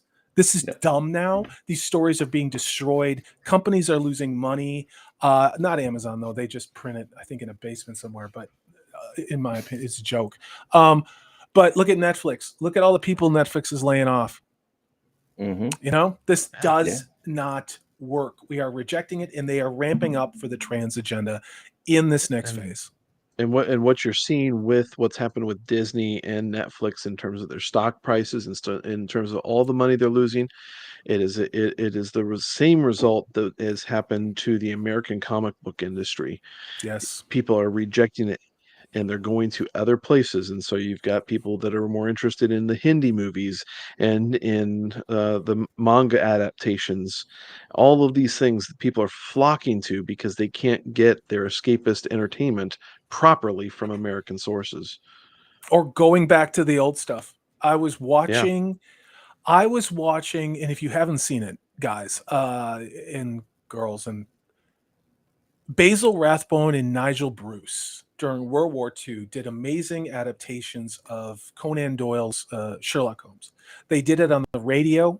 There's a Mhm. friend of this channel, Dino, who's actually part of the Fire of Fandom interview series, has a channel called the Late Horror Show, and he does a lot of these old radio shows. He introduces them. He curates playlists of these fantastic things. But Nigel Bruce and Basil Rathbone did a movie series for most of the major Sherlock Holmes stories. Now they're adapted to for what the world looked like during the 1940s, but they're absolutely fantastic. And the acting is absolutely amazing. That is where I've been going to get my entertainment. I've been going to old time radios shows. I've been watching things like Basil Rathbone, Nigel Bruce in The Hound of the Baskervilles, this black and white movie. I've also been watching very old Disney movies. I watched The Song of the South last night. Sailing the High Seas. And I wasn't alone when I watched it. It was actually kind of a date night movie, because that's what you do. You watch, a racist movie, apparently, with other content creators. And I kept saying, where's the racism? Because I didn't see it. Well, that's because you My- didn't go and watch Dumbo with all the crows. My point with all this is that we are going to look for our entertainment elsewhere, much like Yeah. Nathan says. We're going to look at anime. Some people are looking at Indian cinema. Some are looking at Korean movies. We're going around. Some of us are going back, and some of us are going way back to look at things that maybe we saw with our grandparents, with our great-grandparents. My grandparents fought in World War II, so I watched a lot of these things on the black and white TV as a kid in the 70s. And it's great to go back and watch these things. And it's crazy, but I dare you to do this. Go and sit through one episode of Wheel of Time or whatever the hell it is, some woke show. And then go put on a John Wayne movie, or go put on Nigel Bruce and Basil Rathbone doing Sherlock Holmes. I want you to look at the humanity written in these characters that is present on the screen. It is startling. It is startling to see that, what it means to be a human character written, whether it be in movies or in television. They are astonishingly unhuman. Yeah. Oh, yeah. They don't have human-like qualities. No. Go back to the 80s, go back to the 90s. I don't know what it is, but I would really like for you guys to look at that. These movies and these shows actually took the time into developing the characters and developing those human qualities that you were just saying. When you do that and you actually invest the viewer in what you're putting to the screen, you get an infinitely better product. You don't just get this consume product type of mentality that Disney's going with on the MCU, where they're just throwing out garbage heap after garbage heap.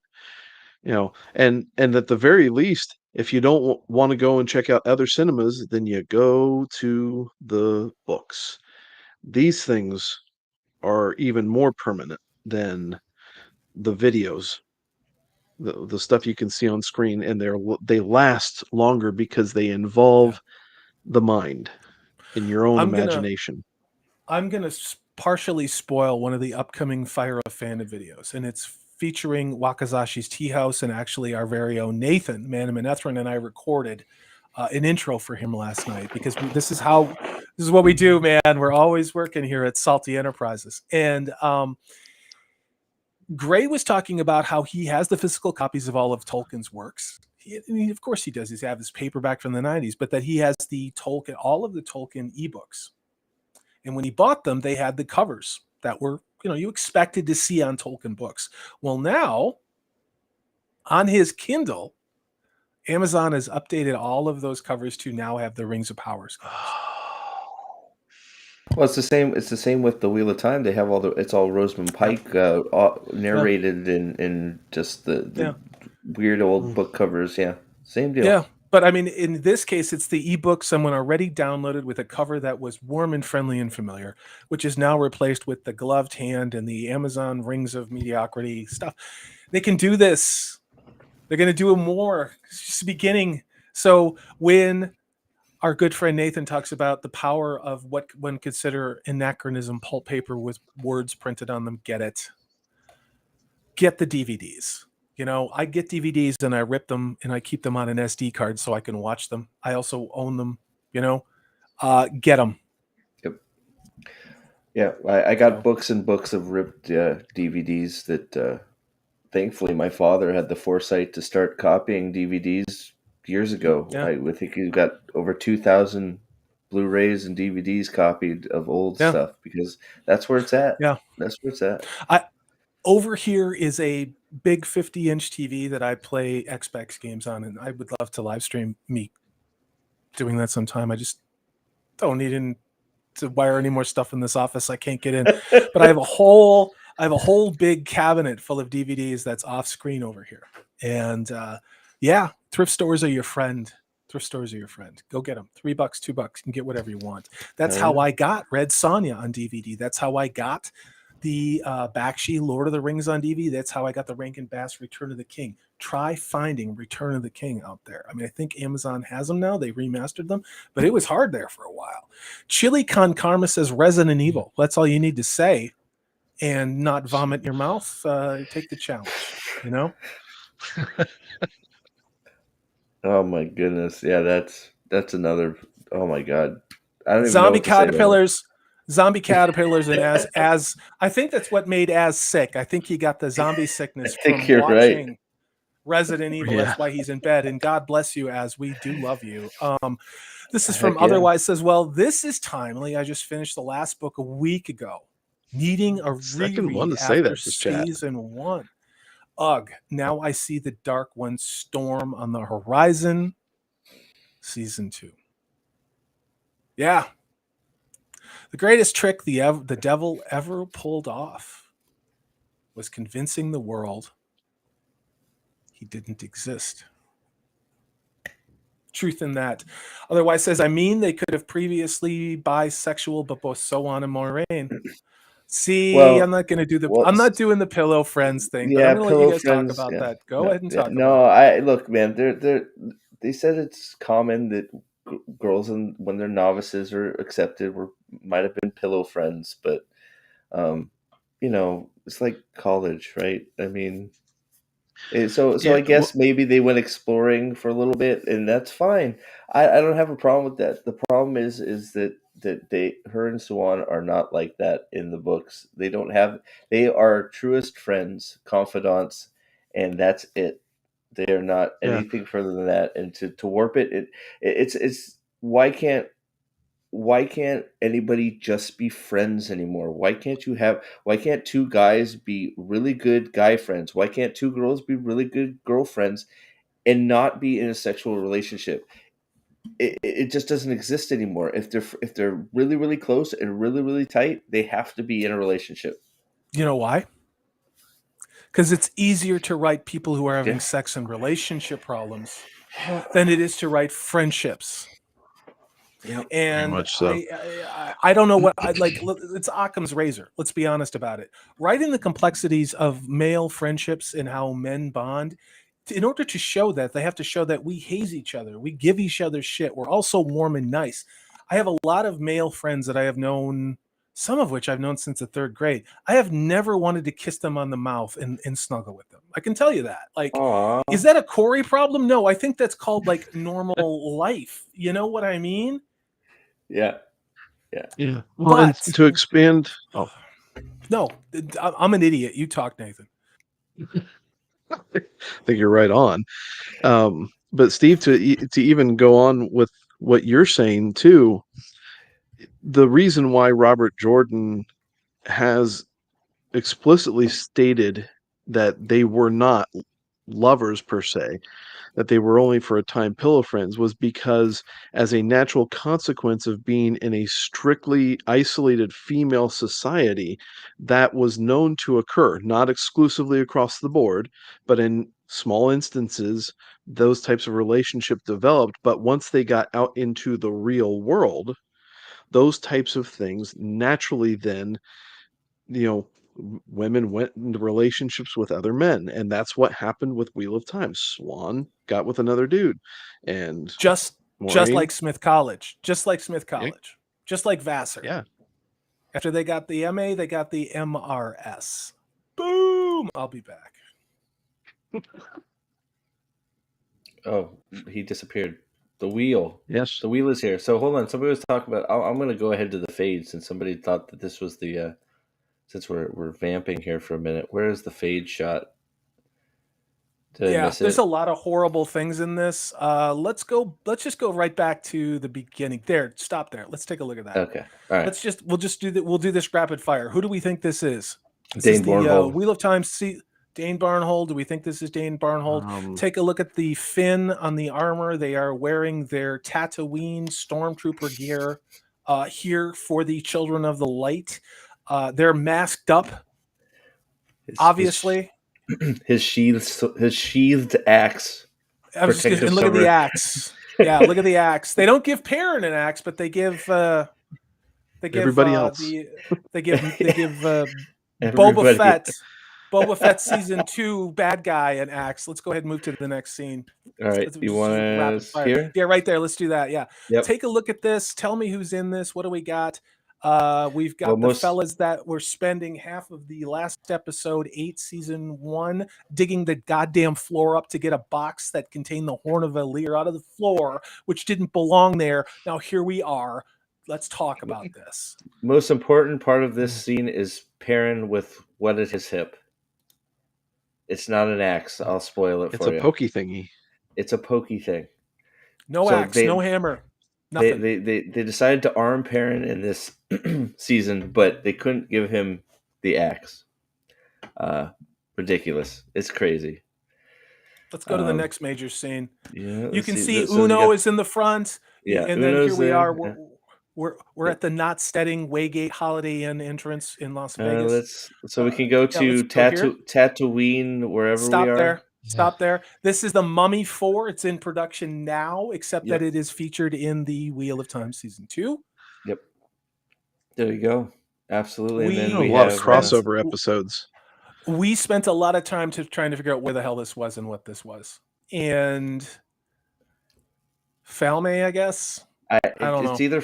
I still think it's Tyr. I don't think Falme is going to be a thing in this That was my original idea, and you almost had a stroke. That's why I didn't say it again. But I think it's Tyr. But the problem with Tyr, you guys remember season 1. Siouan Sanche came from Tyr. Her father, one-armed fisherman, whatever, idyllic life there in the rainforest. Gets taken, has to go to the White Tower because she has the one power, right? It was lush, tropical, jungle, hilly area, not a city in sight, no port city, no giant stone of terror anywhere to be found. If this is what they did, and we're suddenly in a desert where there was this tropical rainforest-like thing, they could do it. But if they did, they'd have to put something in there that mirrors a real-world agenda they're trying to sell everybody about. Ooh. The climate. Now, would they do that? Would Rafe Judkins do that? I think he would. Yes. And now now Steve's gonna give him a stroke again. Yeah. What are they doing? I don't think they know what the hell they're doing. But maybe it's Falme, maybe it's Terra. I don't know.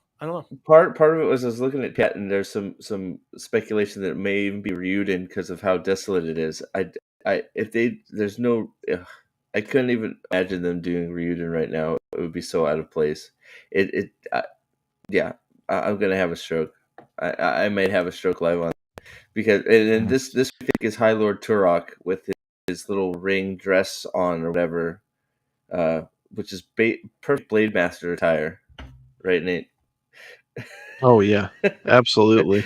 It looks so awesome. I'm just in awe of the. I want to know where the mummies are. Where are the mummies? I want to see Brendan Fraser and the mummies jump out of this. The Scorpion King. Well, there's no people.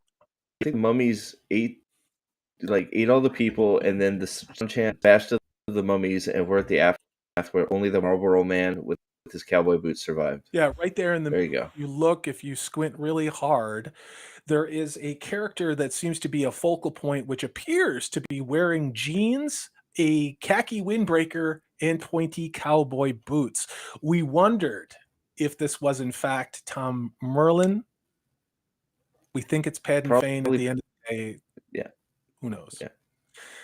Let me do this. I'm going to read Daniel's comment Yeah. because it's true and very topical. It says, that is infuriating. This is exactly what book burning means. It's not just about physically burning books. It's about replacing history and truth.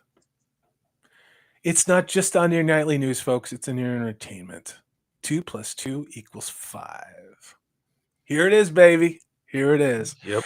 I'm gonna do this one, Daniel. I'm gonna give you the double tap. Says, "Hi, Purple. Your interview was amazing." He's referring to the Fire of Fandom series. Man, it was. We dropped a great video today. Hail to Purple Valkyrie for answering those questions. And yes, I'm playing with my hair because it's hot in here, and that's what happens. And It's hot. Wakazashi's Tea House did the intro. It's a great video. Please check out that series. A lot of hard work went into it, and there's a lot of great voices in this fandom. Not just YouTube creators, but also people who don't have channels that we're trying to reach out to. So, yeah, let's go to the next major scene here because I just want to do this really quick. Yeah. So I guess that's not real major. There's some more beach. We think this is Min. I think is that what we settled on? We think it's Min. It's either Min Hold or this scene. Hold this scene. Hold this scene. Hold this scene. Hold this scene. Right here. We got it. it's either Min or it's Yasuka. Wait. Look at this. Look at this scene. It's the exact same shot we got in the Rings of Power trailer yesterday for Theo. Exact same framing. It might even be the same building. It probably is the same building. This is how Salty's brain works. All right. I don't know where my car keys are. I forget to pay my bills sometimes, but I sure as hell notice when the backgrounds and the in the picture are It's really Theo. the same. It's really Theo. It is. I bet you it's Theo, and we're gonna have Sauron coming out of the floor. Okay, that's why you guys talk about this. I'm going to prove my point. You leave it That's right why- there. Tell me why you think it's the characters you do. I'll be back. Well, it's funny because it's like maybe that's why it took so long to film because they use the same places. So like half of the Rings of Power stuff ended up in Wheel of Time season 2. They had to re-edit it. I just like thinking about that. It makes me laugh. But go ahead, Nathan. Who do you think it is? You think it's Yasuka? It's possible. It's possible that it's Yasuka as well. It's one of the two. I really don't. I don't have a dog in the race on this one. Yasuka or much of the arguments, but Yasuka is the new rumored ancient. Taviran? Yeah. Well, no. That the rumored Taviran, sixth Taviran, is actually Elaine. Oh God. But Yasuka is the ancient Aes Sedai that Egwene quotes in the last book or the second to last book, and quotes one line of her and that's it. And so they bring this character forward into this show and expand on that for some reason. It's the same thing. Is that Theo or is that his mom? It's the same shot. Yeah. It's the same thing. Oh my God. Hold on, kids. Hold on to your hats. You've heard it here first. I didn't think it was going to be that close. Theo is Min. Oh my gosh, they're interchangeable. It's like the mouth of Sauron. That's coming later. Sorry, that was you. Geez, that was a hot salty take, which I think was right on there. But man, I did not. It could be this. It could be the same room, just a different angle. Holy crap! Wow, I am dumbfounded. I think you just broke my brain. Much like in the way I took the Amazon Super Bowl trailer and the music and the language and the story and the narration and merged it exactly with the Duel of the Fates from The Force Awakens. It was a perfect one-to-one fit. And if you think that's an accident, Are they the Oh same? boy. Is it the same set? No, but it's the same damn thing. And it's just curious because the iconography, the shot composition, it's just You know weird. what I It's- want somebody to do is like take like when we get a season 2 trailer, just sort of mix and match Rings of Power scenes with Wheel of Time, just sort of replace one and move it with the other. Because like this scene could definitely just replace that Theo scene, and you could swap them, and it'd be like, nothing's changed. It's the same. It's just like, oh my god, I can't believe it. Uh this is Min's aunt. That's what we think. Because we had to get Min's aunt in here too. Remember, we don't have room for characters, but Min's aunts are in this. So You guys Yeah. had so many good comments. So they're on the screen. I couldn't get to them all because I'm busy trying to be clever over here with what I'm doing. But Jeans, yes, go look at the trailer for this for season 2. And I don't know, Steve or Nathan, if you I want to put it actually in chat. But I yeah, got a breakdown dropping probably in 15, 20 minutes after this. cool. But Cool, cool, yeah, cool. I can link it in chat too if you guys want. Yeah. Shield Wall of Dragons Hail to you says, since Wheel of Time is pretty much completely unknown to normies, they thought they could do anything they wanted to it. I never read the books, but I could still tell they were cucking the male characters. It's true. And I've used this example on a recent live stream from my Tuesday show, where I actually had a woman who came in and was looking at the episode 1 review I did back from November. And it's got a lot of views on it for me. I'm a small channel with like 2,500 subscribers, but I think it's like 10,000, 20,000 views, something like that. But it's a big deal to me. But she obviously just watched The Wheel of Time recently and came on and said on this video, she said, "You know what? I am a intersectional feminist. I'm, just graduated college, but and I'm paraphrasing what she said, could see that they're showing women as only having strength by disempowering and making men lose all of their agency." She said that to me is not what feminism is. And it's horrifying to see that it is on our entertainment. And again, this is somebody from the other team. Now, they're not the other team to me. They just said I was an istinophobe like the rest of you guys, right? But they're starting to go, wait, we need a break too from, mostly peaceful protests and all that type of stuff. Let's go watch a fantasy show. And oh my God, look, there's ideology in my peanut butter, It's like, welcome to the party, pal. This has been going on for a while. Roman of the Empire, hail to you, says Amazon is saving money on sets. Possibly. It looks like the same damn thing. It really does. It's It just really weird. does. It's creepy. It is Yeah. creepy, And Lyle, I had to bring in the Rings of Power because I wanted to show shot composition because that's how my brain works. And I wouldn't be doing my job if I didn't report on these things. We've got old lady Hubrew who says it's not Min, it's a C-Chan high blood. That's why her head is showing. I get what you're going with that, and you could be maybe, but Maybe? I don't know. You could be right. You could be. I would not like stake my life on that this is Min, but it has that look. I think she was actually, they made her look a lot worse than she actually is. She's, I think, a pretty young woman. So she's a little bit more like put together here. Uh, I mean, I guess it could be, but I don't know. I wouldn't say outright no, but I think I'm guessing Min. Screen cap it, and then turn up the gamma all the way so you can get rid of all the shadows and you can tell exactly what's going on.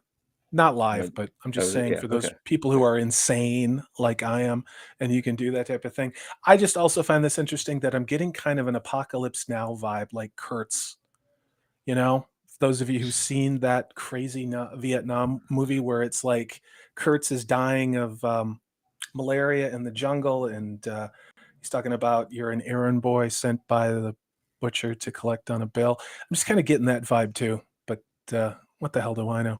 We got a great comment here from Magitech Magazine. Says it's copy pasta, generic science fiction, fantasy. It's very, very, very true. Let me get to this super chat. We are going to start winding down from Lyle Hammock for $2. Damn salty. You had to bring real Wheel of Prime into this. Not Wheel of Prime. You had to bring Rings of Prime into this. Don't hate the player, Lyle. Hate the game. And we're just trying to call it like we see it. It's, is the shot close? It's close. It's just weird.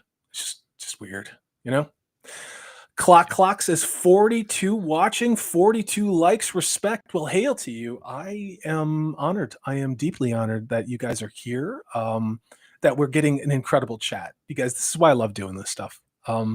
Getting your perspectives on this is so much fun. And I know Nathan, Steve, I'm sure you guys feel the same way. Who do you think has been on fire in chat today? Let's call them out. Oh, wow. A few people. I mean, Otherwise has been going here for a little bit now. Lyle, of course. Daniel, been hitting it out of the park. I don't know who else. They have to scroll through a little bit. Let's see. Shield Walls coming in. Hardlight's been killing it too. Yeah. Let's see. Hey, there's Dovey. What's up, Dovey? How are you, buddy? Hey, Dovey. Shield Wall Dragon goes on. Rings of Power, Wheel of Time are the same because the underlying theme they are pushing is men bad, weak, evil, and women is great, strong, powerful. Except the only way to really be those things is to act like I've said this many times in my episode reviews, to act like a petulant 14-year-old boy.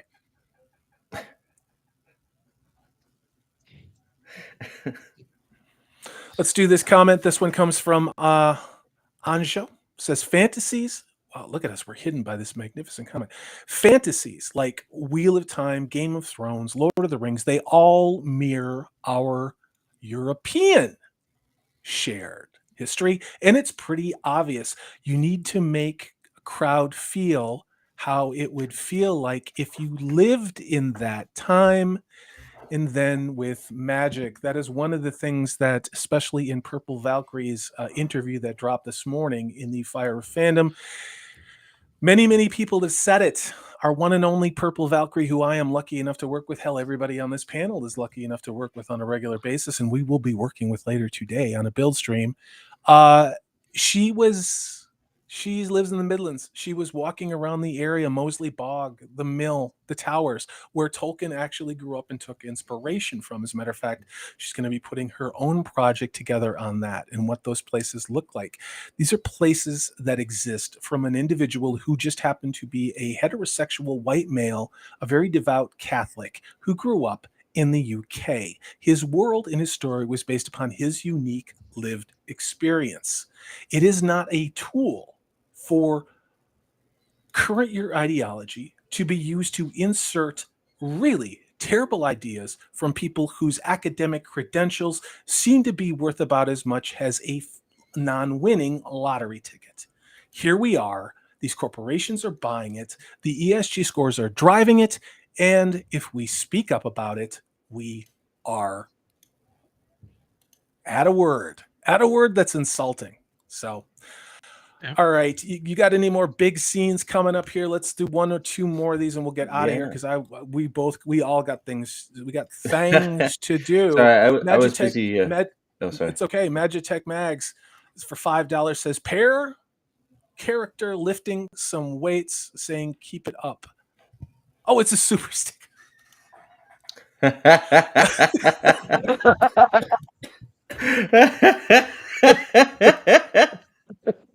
2,500 subscribers. Please subscribe to Salty Texas C. Thank you very much. Hard hitting commentary. I need to eat lunch, guys. This is for $5. I'm so red. Look at me. This is a $5 super. Thank you, Mags. Thank you very much, Tech Mags. And if I know you're working on a channel, hit me in DMs so we can continue some of those conversations we were having about stuff. So that's Egwene. Apparently, they cleaned her up, and her and her mole are in this Moroccan 80s music video set. Yeah. So, yeah. And they're filming her from the mole side. Of course. Yeah, you got to. Mount Mole. Lyle Hammock with another $10 super chat. Thank you, Lyle. Says, can we talk about how Rafe Ragnar is so stupid that he thought that because of how her name sounds, Min, that she had to be Asian. And they call us the racists and phobes. Irony is lost on these people. Hail to all of you. Well, hail to you, Lyle. Some of these things, if we say them out loud, and people think we're making it up. But Mr. Hammock is not wrong here. Min sounded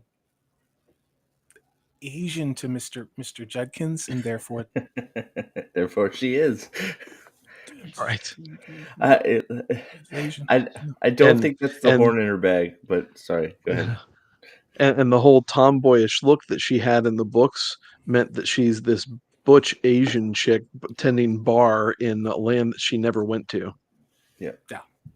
Hail to you, Lyle. Your comments have been on fire today. Your super chats have been on point, and you are driving this conversation well over the edge of the 2-hour mark. Hail for that. Thank you. Thank you to everybody who is in chat. And I need to bring in, let's see who we've got here. This is a good statement. Kevin Bynum says, adventure is the only thing that stays the same, like Wheel of Time, Sword of Truth. Not equal as far as series and stories and writing quality, in my opinion, but they're all good. They're all good escape. I am never going to poop on the Sword of Truth. I'm never going to poop on that world or what was created. It's good, easy, fun fantasy. Yeah. Wheel of Time is a hell of a lot more of a commitment, but still good. And hail to Doviende Setovi Seguin says, hey, Prophet, I'm listening at work, but I'm here. Well, we are glad, Dovi, you are here. Shieldwall Dragon says, ESP is poison. I'm pretty sure Shieldwall meant ESG is poison, and you are correct. Ask Sri Lanka. Ugh. Look that one up. It's a little deep. It's a little deep cut reference. And we're getting some comments on from Clock says, watch the documentary Heart of Darkness, Dane. I'm sure you'll like Apocalypse Now more after seeing it. That is that's a wackadoodle documentary of surviving shooting that movie. Lyle Hammock says Min. He meant Min in his super chat. I'm sorry. We all got it, dude. I mean, auto spell is a very unforgiving mistress. A lot of my profanity has resulted from autocorrect, and Shield. While you also got the autocorrect bitch slap from YouTube, like the rest of us did. Daniel, her and her mole. Yep, let's go ahead and do this. And there's a lot of things that are worth clipping in these conversations. I'm lucky to get to work with these gentlemen, with Steve and Nathan. I'm really lucky to get you all in this chat. We few, we marry few. We band of Robert Jordan brothers, here we are. I think in a lot of ways, we were the canary in the coal mine for large scale productions on Amazon. We maybe didn't make the headlines as much as other things did. Maybe wasn't covered by, maybe larger channels or whatever. Well, we're here. We're in the fight now. Channels like Disparu, European Lore, Shadiversity has certainly been in this, but it is fascinating now because if you go back and look at what we were saying and going, oh my God, I hope the Rings of Power isn't like that. Well, here we are. I don't want to make Lyle mad. Yeah. It doesn't mean I'm not going to stop saying, I just don't want to make him mad, but I'm not going to stop talking. So, no disrespect, Lyle. I love you. Here's the dance battle. I didn't want. Here we go. Yeah, this is dance, the dance off. Yeah, gotta get the dance battle. So there you go. I'm trying to see it. Oh, here we got it. We can't leave without this. All right, this is your crown and glory right here. Hold on, not that one. Oh yeah, we got the mouth of Sauron. They're playing Risk. They're playing Risk. So they're playing Risk. That's why I think it's tier. But there's the map. Look at the peninsula. Yeah. Again, they don't. If it is indeed Terra that we saw with the externals of the desert, and they had Solange Sanche, who is from Terra, be in an Amazonian jungle with a big rock in the middle, which wasn't the stone, and now they're saying Terra is the Sinai Peninsula in Saudi Arabia over here in the You know, in the real world, Middle East, WTF? Like, what the hell are we talking about? Yeah. Yeah. It's crazy. Here's the one we got to get because this. There it is. The mouth of Sauron. There it is. Kinky, kinky, kinky, kinky. I think that's Elaine Tricond. You do? She sure's got a pretty mouth. She got a pretty Well, mouth. here I'll link this picture of her in the chat here for you, Corey, Oh man! because the mouth What is she the hiding? mouth looks to be the same. Oh boy, is this her supposed to be hiding as a Suldam or something? Is this a Suldam outfit? Maybe. I wonder, Maybe. but the mouth looks pretty similar. But the craziest thing Maybe. is, like, we can like it should be pretty obvious where we're. Maybe. Okay, I'll go back to the other one. I want to look at the chin and the lips. Yeah. She's got a Little indent in her chin there to the right, maybe. On her, to the. Yeah, but you may be right. I'm looking. Yeah, maybe. Trying to get a beat on the eyeballs, but it's hard. I think you might get a little Maybe. better peek at the Maybe. nose there, but it's pretty.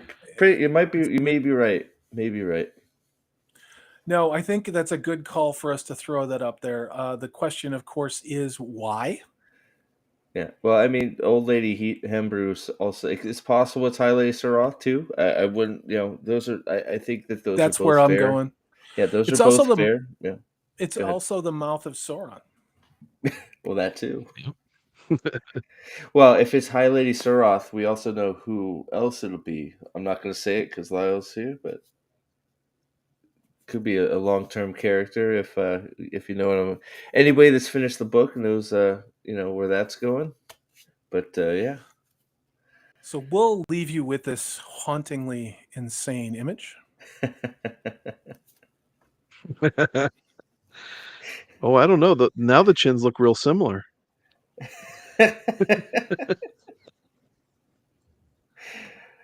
Hey. Must just be a coincidence. I'm don't know. seeing ghosts, guys. That's what it is. Let me get to this super chat real quick. This one comes from Magitech Mags for $5. Hail to you. Thank you very, very much. This sounds like Casablanca, Ben-Hur, The Lord of the Rings, and others are timeless classics that can still resonate at a human level. And these wokesters hate that. Yes, they do. They want your soul to be rent in two. They want you to, much like Marxists have for years, when they did communism very, very right in the Soviet Union, in China, in Vietnam, in Cambodia, countless countries in Africa as well as South America, they all did it right. And one of those phases is destroying the culture and the family fabric of those civilizations. Stop me if you've heard that one before. We are about to cross the 2-hour mark, and I thought maybe we'd go 45 minutes. You guys in chat are amazing. Home run hitters.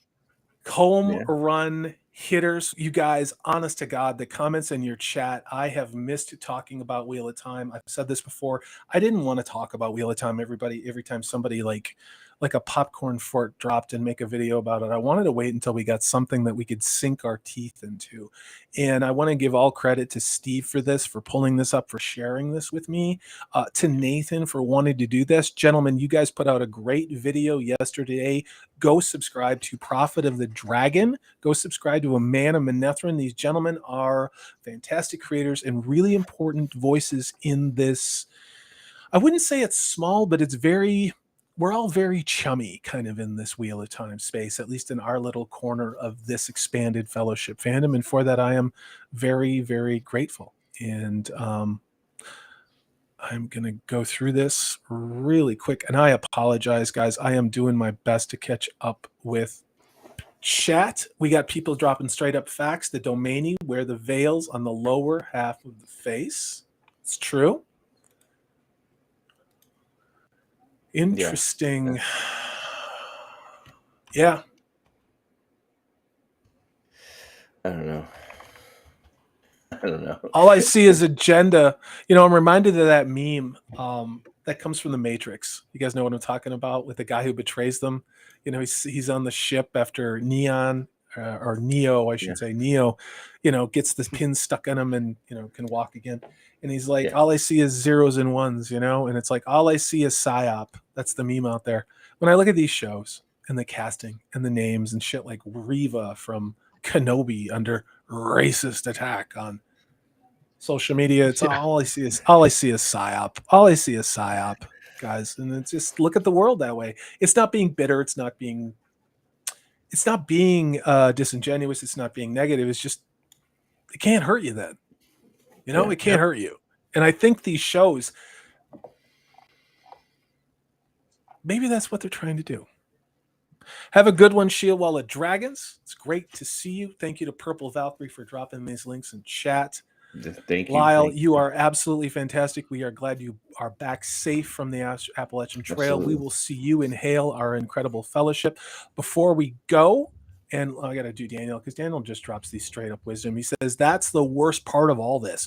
Wouldn't it be nice to slightly turn off your brain and enjoy news about new science fiction?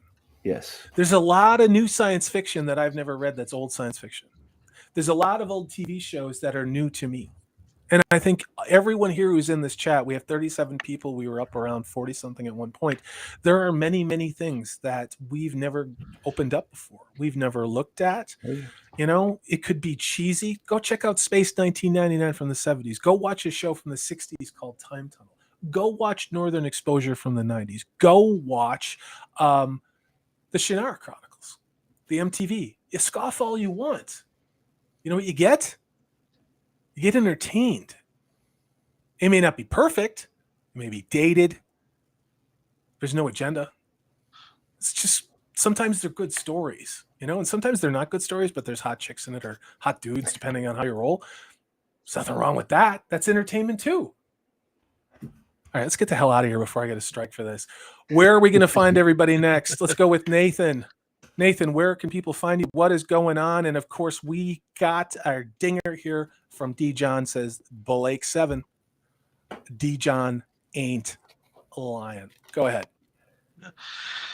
You can check out my channel, Amanda Manethrin, doing some Lord of the Rings of Power stuff and doing some of the Wheel of Time stuff. That's going to be picking up, and I'll be streaming with Steve here a little bit more frequently, and also on Wednesdays I'll be doing a stream with OBG 70. We're playing Dungeons and Dragons for a while, so check us out there. And then every other Tuesday here on Salty's channel. Boy, you're such a professional. That sounded so good. Thanks for being here, Nathan. Thanks for coming on my channel. You're a cool dude. Well, Steve, what the hell's going on with you? I figured out your lighting thing. That's fantastic. How are you doing? I had to steal my father's webcam, but yeah, done. I'm not the orange guy anymore. But oh man, busy day. So a few hours I'm gonna be on Purple Stream building and chilling with my young boy again. We're gonna try and finish off his little pirate ship build that we started last week. So that's today at 6 Eastern, I guess 7 Central, right? And then after that, I'm doing the White Cloaks rewatch tonight at 7 p.m. Eastern time. So if you are in their Discord channel and would like to watch us record that live, that is going on. And then they'll post it later. So there's that. I think my breakdown, my solo breakdown of the behind the scenes thing released here at 3:00. So that should be live now. So if you haven't seen the trailer, you can check that out. And I'm sorry. Yeah, a lot going on. Sorry. What are you I sorry didn't mean for? to go over your I didn't mean to go over your premiere. Come on, it's not even premiere. I just launched it. I was just being nice. Yeah, I know you don't care. It's okay. formalities. It's fine. I do It's- care, dude. it's See, okay, this is man. what I'm talking It's about. okay. I don't You know. could have, dude. It's okay. See, the best part is we still got a whole half of a Q&A to go over too. That's somewhere. exactly what I was going to so- say, and we need so, to yeah. do that on one of your guys' Yeah, channels. hell We're going yeah. to do this So- on somebody else's channel. I deliberately did all that so that we could continue this conversation. So hailed it. Go ahead. Go ahead. No. No. I So stopped. I'm done. So I thank was you. I was very rude. I'm sorry. Go ahead. It's okay. I'm used to it, bro. It's all good. No, I was to finish it up.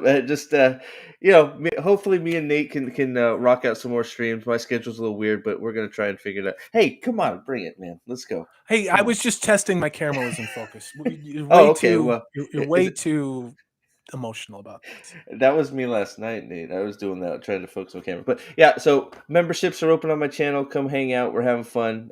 Thank you, everybody. Chat, you guys are awesome. You guys killing it today. So thank you, and thanks for having me, Salty. I am so proud to work with you guys. Both of these gentlemen are going to be in the Fire of Fandom video series that I've done. I can't wait to show you what they said. It is, again, please go check out that series. Really great voices. And you're going to see names of people who you may have seen in chats and not necessarily just mine. So it's a wonderful place to give people a voice. And it's incredibly fascinating to interview people to talk about something that you love so much, and then have somebody talk about this thing that loves you, that loves what you do in an entirely different way.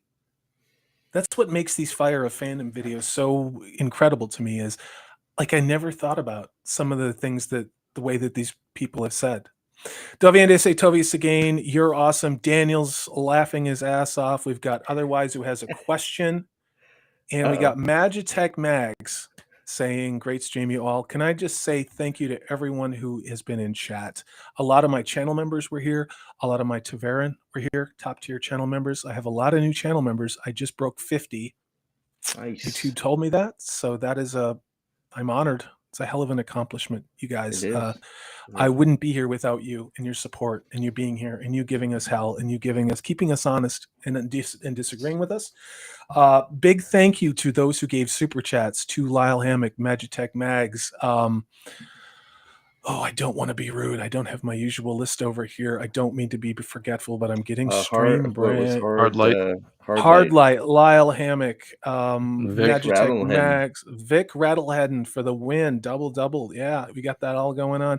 And if I forgot you, please don't unsubscribe from my channel. I need to go have a tuna sandwich or something like that. So it's called Stream Brain. We will see a lot of you if you're interested. Please check out Purple Valkyrie's channel. I believe it's at 5 o'clock. Please don't stab me, Purple, if I get that wrong. 5 o'clock Central. Yeah, we are going to be doing a build stream where my LED pirate ship, I'm going to work on this some more. Steve is going to build his own ship in the bottle, and Purple's going to work on our own project. We'll see you there. We're going to chill, talk about this and that. But thanks for making my Saturday afternoon so much fun. I am blessed and honored that you are here. I am thankful every day I get to do this, and thank you. So I'll see you guys real soon. Thanks for being here, and till later. Bye. Yep.